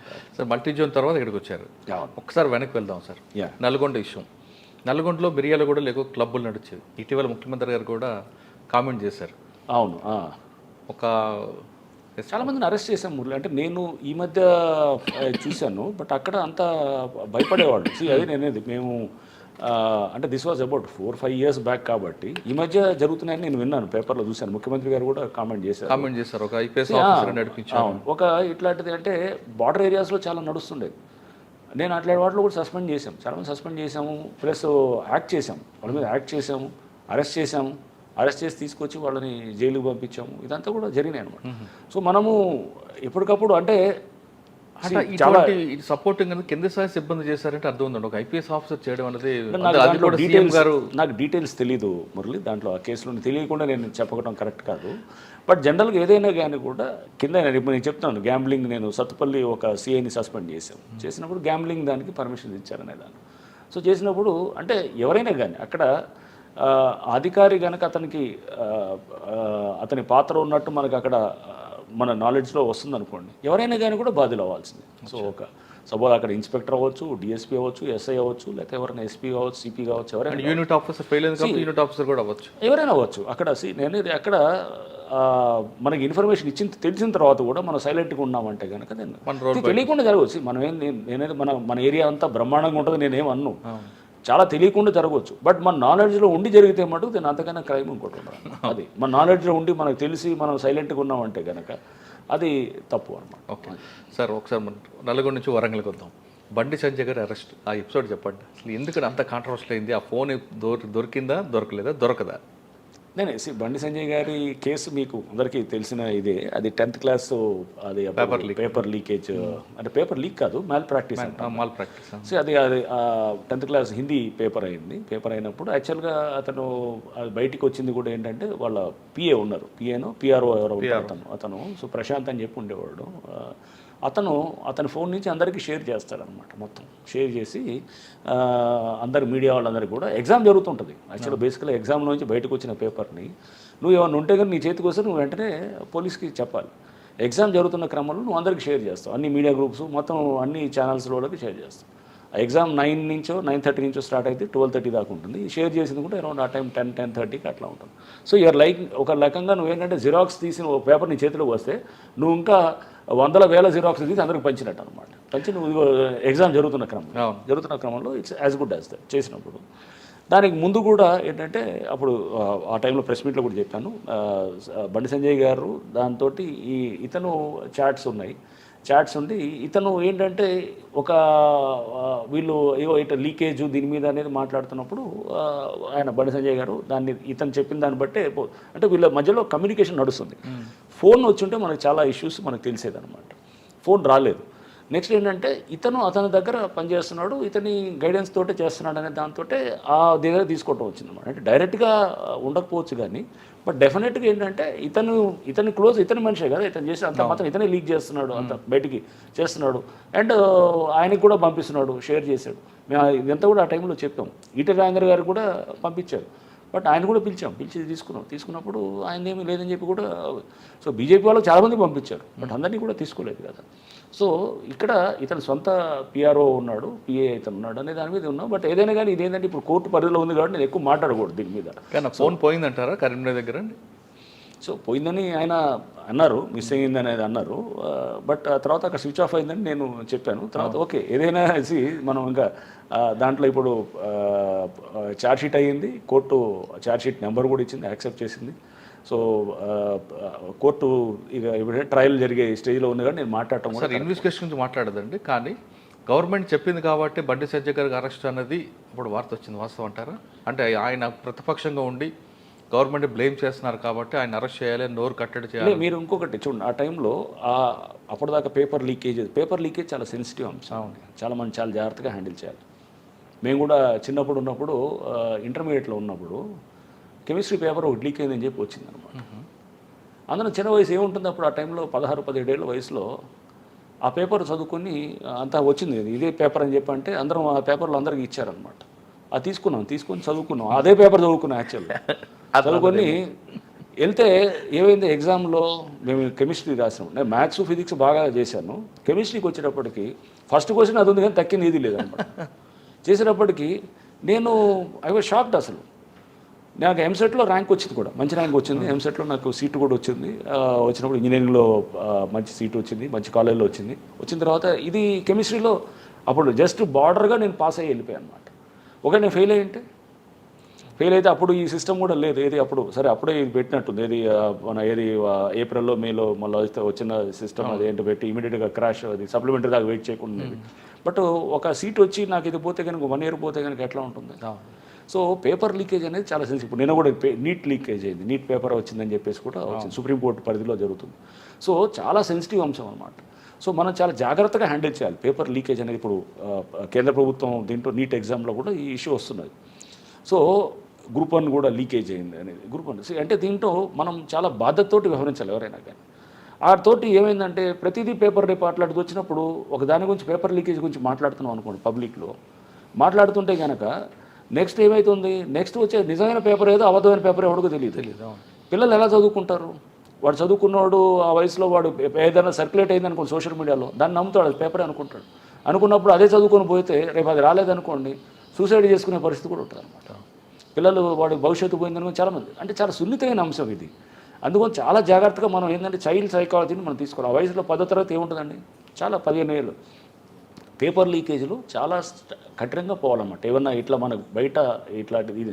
సో చాలా అందరూ కూడా అంటే మన రాజకీయ పార్టీలైనా కానీ రాజకీయ లీడర్లైనా కానీ కూడా ఇది చాలా జాగ్రత్తగా చేసుకోవాల్సిన అంశం అన్నమాట. లీకేజ్ వేరు, మ్యాల్ ప్రాక్టీస్ వేరు అన్నమాట. మ్యాల్ ప్రాక్టీస్ ఎగ్జామ్ జరిగినప్పుడు ఆ తర్వాత ఎప్పుడైతే అరెస్ట్ చేసామో ఇంకా ఏది ఒక్క లీక్ కాలేదు. ఏం లేదు. అంటే ఇక్కడ గవర్నమెంట్ ప్రెజర్ లేదు, యాజ్ పర్ లా ప్రకారం వెళ్ళారు. గవర్నమెంట్ ప్రెషర్ అనేది కాదండి, గవర్నమెంట్ ప్రెషర్ కలిసి మీరు ఆ అంశాన్ని మనం చాలా సున్నితమైన అంశంగా తీసుకున్నప్పుడు దాని మీద మనం వీళ్ళు ఇతనే చేస్తున్నట్టు చేసినప్పుడు బయటకు వచ్చినప్పుడు మీరు లీక్ అని మీరే చెప్తున్నారు, మీరు చెప్తూ చేస్తుంటే కనుక రేపు దీనికి అంతకుముందు రోజు పేపర్ లీక్ అయింది, ఇది లీక్ అయింది. సో వస్తున్నారంటే మీ వ్యక్తి ఇతను ఓపెన్గా ఇతను చేస్తున్నప్పుడు యాక్చువల్గా అతన్ని చెక్ చేయాల్సింది పోయి మనం దాన్ని బయటకు పబ్లిసైజ్ చేసి ప్రతి పేపర్ లీక్ అంటే కనుక రేపు ఏమవుతుంది అక్కడ, అదే పిల్లలు సఫర్ అవుతారు. సో అది ఉన్న ప్లస్ న్యాచురల్గా ఇతను మనిషే కదా, ఇతను వల్ల ఇదే కదా. సో అంటే ఆ కేసు కోర్టులో ఉంది కాబట్టి దాని గురించి మనం ఎక్కువ ఇన్వెస్టిగేషన్లోకి వెళ్ళకూడదు. సో సార్ ఇప్పుడు నక్షి ఇక్కడికి వచ్చారు, సిస్టమ్ లాస్ట్ క్వశ్చన్ అడుగుతారండి. మన దగ్గర సిస్టమ్ అనేది మీ స్ట్రాంగ్ ఉండాలి, సిస్టమ్ కరెక్ట్గా ఉంటే కింద వ్యవస్థ కూడా బాగుంటుంది అన్నది మీరు ఫస్ట్ నుంచి నమ్ముతున్నారు. యూనిట్ ఆఫీస్ సరిగ్గా ఉంటే కింద వరకు కరెక్ట్గా వెళ్తుంది, మీరు ఎక్కువ ప్రయారిటీ సిస్టమ్కి ఇస్తున్నారు. కానీ మన దగ్గర అరెస్ట్ అన్నది తర్వాత ఆ నిందితుడికి శిక్ష పడుతుందా లేదా అని పక్కన వెళ్ళిపోయి కేవలం ప్రాసెస్ పనిష్మెంట్ మాత్రమే మనం చూపిస్తున్నాం. కానీ అసలు లాస్ట్కి అక్యూజ్డ్ ఉన్నాడు, ఏవైంది, వాడికి అరెస్ట్ అయ్యాడా లేదా విషయం పక్కన మర్చిపోతున్నాం. అంటే కేవలం అరెస్టు, ఛార్జ్షీట్ మర్చిపోతున్నాం. ఈ అరెస్ట్ ప్రాసెస్లోనే పనిష్మెంట్ అయిపోతుంది అక్యూజ్. అంతే, అదే అవుతుంది. ఇప్పుడు దాన్ని కంట్రోల్ చేయాలంటే ఏం చేయాలి అంటే అరెస్టు అనేది ఒక డెఫినెట్గా వాళ్ళకి ఒక పబ్లిక్ షేమ్గా ఫీల్ అవుతారు కూడా. అరెస్ట్ అనేది సపోజ్ 3 నెలలు 4 నెలలు అరెస్ట్ అయ్యి ఉన్నారనుకోండి. ఇప్పుడు మారుతిరావు నేను ఆ రోజు చెప్తున్నాను, మారుతిరావు అతను అరెస్ట్ ఫీల్ అయ్యే కదా, అతను తర్వాత అరెస్ట్ అయ్యాడు, తర్వాత అతను కోర్టు చెప్తున్నాయి కదా అరెస్ట్ అనేది మ్యాండేటరీ కాదు అంటుంది కదండి. లేదు, అది కొన్ని కేసెస్లో అంటే బెయిలబుల్ 7 సంవత్సరాలు. బట్ సపోజ్ మర్డర్ కేసులో అరెస్ట్ అనేది ఖచ్చితంగా అది కాదు కదా, 7 సంవత్సరాలు పైబడిన కేసులో అరెస్ట్ కానీ 7 సంవత్సరాల లోపల దాంట్లో మ్యాండేటరీ కాదు. ఎందుకంటే మన వాళ్ళు ఏం చేస్తున్నారంటే అరెస్ట్ చేసాం, ఛార్జ్ షీట్ వేసాం, అయిపోయింది అనుకుంటున్నారు కదా. కన్విక్షన్ వచ్చే విధంగా ఎందుకు చేయలేకపోతున్నారు? అదే చెప్పేది, ఇన్వెస్టిగేషన్ స్టాండర్డ్స్ వస్తాయి దాంట్లో. ఎందుకంటే చాలా కేసెస్ అయిపోతున్నాయి, ప్రెషర్ ఎక్కువ అవుతుంది. ఇప్పుడు ఉండేటటువంటి ఆఫీసర్స్ కూడా వాళ్ళకి ఏంటంటే తీసుకోలేకపోతారు, కంప్లైంట్స్ కూడా అన్నీ వస్తాయి. సమాజంలో చాలా చోట్ల వ్యవస్థలు సరిగ్గా చేయలేకపోతే కూడా అది పోలీస్ దగ్గరికి వచ్చేసి వాడు ఏదైనా కానీ ల్యాండ్ కబ్జా అంటాడు, లేకపోతే ఎన్నో ఇన్స్టిట్యూషన్స్ పనిచేయాల్సిన పద్ధతిలో పనిచేయకపోతే కనుక అవన్నీ కూడా ప్రెషర్ పోలీస్ మీద పడతాం. ఓవర్ బర్డెన్ కూడా ఉంటారు, అంటే ఎక్కువ కేసెస్ వచ్చే కొద్దీ కూడా క్వాలిటీ తగ్గిపోతుంది. సో వీళ్ళు కొన్ని కేసెస్ బాగా చేస్తారు, అలానే ఇన్వెస్టిగేషన్ స్టాండర్డ్స్ తెలియదని కాదు, చాలామంది అవసరం మంచి ఇన్వెస్టిగేటర్స్ కూడా ఉన్నారు, చేస్తారు, కన్విక్షన్స్ వచ్చేవి ఉంటాయి. బట్ మల్టిపుల్ కేసెస్ అయిపోవడంతో కూడా ఇలా ఉంటుంది. అండ్ లోకల్ కొన్ని ప్రెషర్స్, ఇన్ఫ్లుయెన్సెస్ ఉండే కూడా కొన్ని కావాలని వీళ్ళు లైట్గా చేసేవి కూడా ఉంటాయి. కేసెస్ రకరకాలుగా ఉంటాయి కదా. అంటే ఏదైనా నేను ఇదేని కారణం అని చెప్పను కానీ, బట్ అన్నిటికైనా ముఖ్యం నేనేమనుకుంటా అంటే too many cases, too many complaints అన్నీ వచ్చేటప్పటికి ఇంత వర్క్ ప్లస్ అతను బందోబస్తులతో ఉంటాడు, సతమతం అవుతుంటాడు, ఆ ఇన్స్పెక్టరో ఎస్ఐ అనేది చాలా ప్రెషర్ ఉంటుంది అనమాట. బట్ డెలిబరేట్గా మిస్చీఫ్ చేశాడు అనుకోండి, అతన్ని స్పేర్ చేయకూడదు. అతన్ని డెలిబరేట్గా చేసినప్పుడు తప్పుడు కేసులో పెట్టాడు, నేను చెప్పాను ఏదో ఖమ్మంలో విలేకర్ని ఎవరినో పెట్టారు, ఆరు లేకపోతే కనుక ఇంకేదో ఏది వేరే కేసులో మొత్తం తారుమారు చేసేసాడు, చనిపోయిన కేసుని అసలు దాన్ని పూర్తిగా నీరుగా చేసి దాన్ని మామూలు కేసులాగా చూపించేదానికి ట్రై చేశాడు. ఇట్లాంటివన్నీ డెఫినెట్గా సీరియస్గా తీసుకుంటాం అనమాట. సార్ ఫైనల్గా చెప్పండి, ఈ డిపార్ట్మెంట్లో వచ్చే వాళ్ళకి ఏం చెప్తారు మీరు? ఇది అద్భుతమైన డిపార్ట్మెంట్ అండి. పోలీస్ అనేది నేను ముందు నుంచి చెప్తున్నాను, నేను ఉద్యోగంలో రావడానికి కూడా నేను ఒకటే ఈ డిఎస్పీ ఉద్యోగం ఇస్తేనే వస్తాననే స్టేజ్లో వచ్చానన్నమాట. సో ఇది ఏరుకోరి ఉద్యోగంలోకి వచ్చాను. అందుకోసం డెఫినెట్గా ముందు మనకు మంచి యాప్టిట్యూడ్ ఉందనుకోండి, ఇష్టం ఉంటే కనుక ఊరిని ఏదో ఉద్యోగంలో తీసుకుంటే వేరు, దాని మీద మనకేంటంటే ఈ ఉద్యోగంలో నిజంగా మనం చేయొచ్చు 10 మంది కంటే. నా దృష్టిలో పోలీసుని మించి ఉద్యోగం అయితే ఏమి ఉండదు. మనం పబ్లిక్కి రీచ్ అవ్వాలంటే కనుక అత్యుత్తమైన సర్వీస్ ఏముందంటే డెఫినెట్గా అది ఒక పోలీస్ సర్వీసే ఉంటుంది. ఎందుకంటే మీరు ఇమీడియట్గా చాలామందికి చాలా న్యాయం చేయొచ్చు. అండ్ పబ్లిక్ కూడా ఎవరైతే కనుక అట్లా న్యాయం చేసేవాళ్ళు ఉంటారో వాళ్ళు ఒక డెమిగాడ్స్ కింద వాళ్ళు అక్కడ ఇది చేసేటట్టు కూడా ఉంటుంది. మీకు అది బహుశా మీరు ఎన్ని కోట్లు సంపాదించినా, ఎన్ని పెద్ద పెద్ద బంగ్లాలు ఉన్నా కానీ కూడా అంత తృప్తి ఎప్పుడు రాదన్నమాట. 10 మందికి మీరు మంచి చేసి వాళ్ళందరిలో చేసేదాన్ని ఇది ఈ ఉద్యోగంలోనే వీలవుద్దని నేను అనుకుంటాను అన్నమాట. సో అందుకోసం పోలీస్ తప్పకుండా మీకు నిజంగా అటువంటి ప్యాషన్ ఉండి, అటువంటి యాటిట్యూడ్ ఉండి, ఆ యాప్టిట్యూడ్ ఉంటే కనుక దీని మించిన ఉద్యోగం లేదు. ఖచ్చితంగా రండి. అండ్ డెఫినెట్గా ఏంటంటే సమాజాన్ని బాగు చేసుకోవడానికి ఇది ఒక మంచి అవకాశం. అందుకోసం ఎక్కడ చేసినా కానీ కూడా నేను ట్రై చేస్తాను. నేను గొప్పగా చేస్తానని అన్ను కానీ, but I make an attempt. ఒక ట్రాఫిక్లో వస్తే కొన్ని రిఫార్మ్స్ చేయాలని చూస్తాం, లేకపోతే ఒక కమిషనరేట్లో వెళ్తే కనుక అక్కడేదో కొంత ట్రై చేస్తుంటాం, ఒక ఐజీగా ఉన్నప్పుడు సో ఇది చేస్తుంటాం, సిస్టమ్స్ బెటర్ చేయాలని ట్రై చేస్తాం, ఒక ప్రయత్నం అయితే చేస్తాం. ఇక్కడ కూడా అంతే. ఇది ఇప్పుడు హైడ్రా అనే దీంట్లో కూడా నేనేదో మొత్తం చెరువులన్నింటినీ కాపాడేస్తాను, నేనేదో బ్రహ్మాండంగా చేస్తానని నేనేం అన్ను, బట్ ఒక సీరియస్ అటెంప్ట్ అయితే ట్రై చేస్తాం అనమాట. Will make a serious attempt and A sincere attempt అనమాట. అది ప్రజలకు నేరుగా సేవ చేయాలంటే police department the best platform అంటున్నారు రంగనాథ్ గారు. కానీ వచ్చిన వెంటనే డబ్బుల కోసమో పవర్ కోసమో కాకుండా ప్రజలు పనిచేయండి, వాళ్ళే మీకు గుర్తుంచుకుంటారు, అది జీవితాంతం మీకు గుర్తుండిపోతుంటో చెప్తున్నారు. ఆయన చెప్తున్నట్లుగా పోలీస్ డిపార్ట్మెంట్లో పనిచేసేవారు ఎవరైనా సరే తప్పు చేస్తే తన సిబ్బంది అయిన మీద వాళ్ళ మీద కూడా వేయక తప్పదంటూ అతను చేస్తున్నారు. ఇది రంగనాథ్ గారితో ఎక్స్క్లూజివ్ ఇంటర్వ్యూ. వచ్చే వారం మరో గెస్ట్ మళ్ళీ కలుద్దాం. అంతవరకు నమస్తే. Thank you sir. Thank you.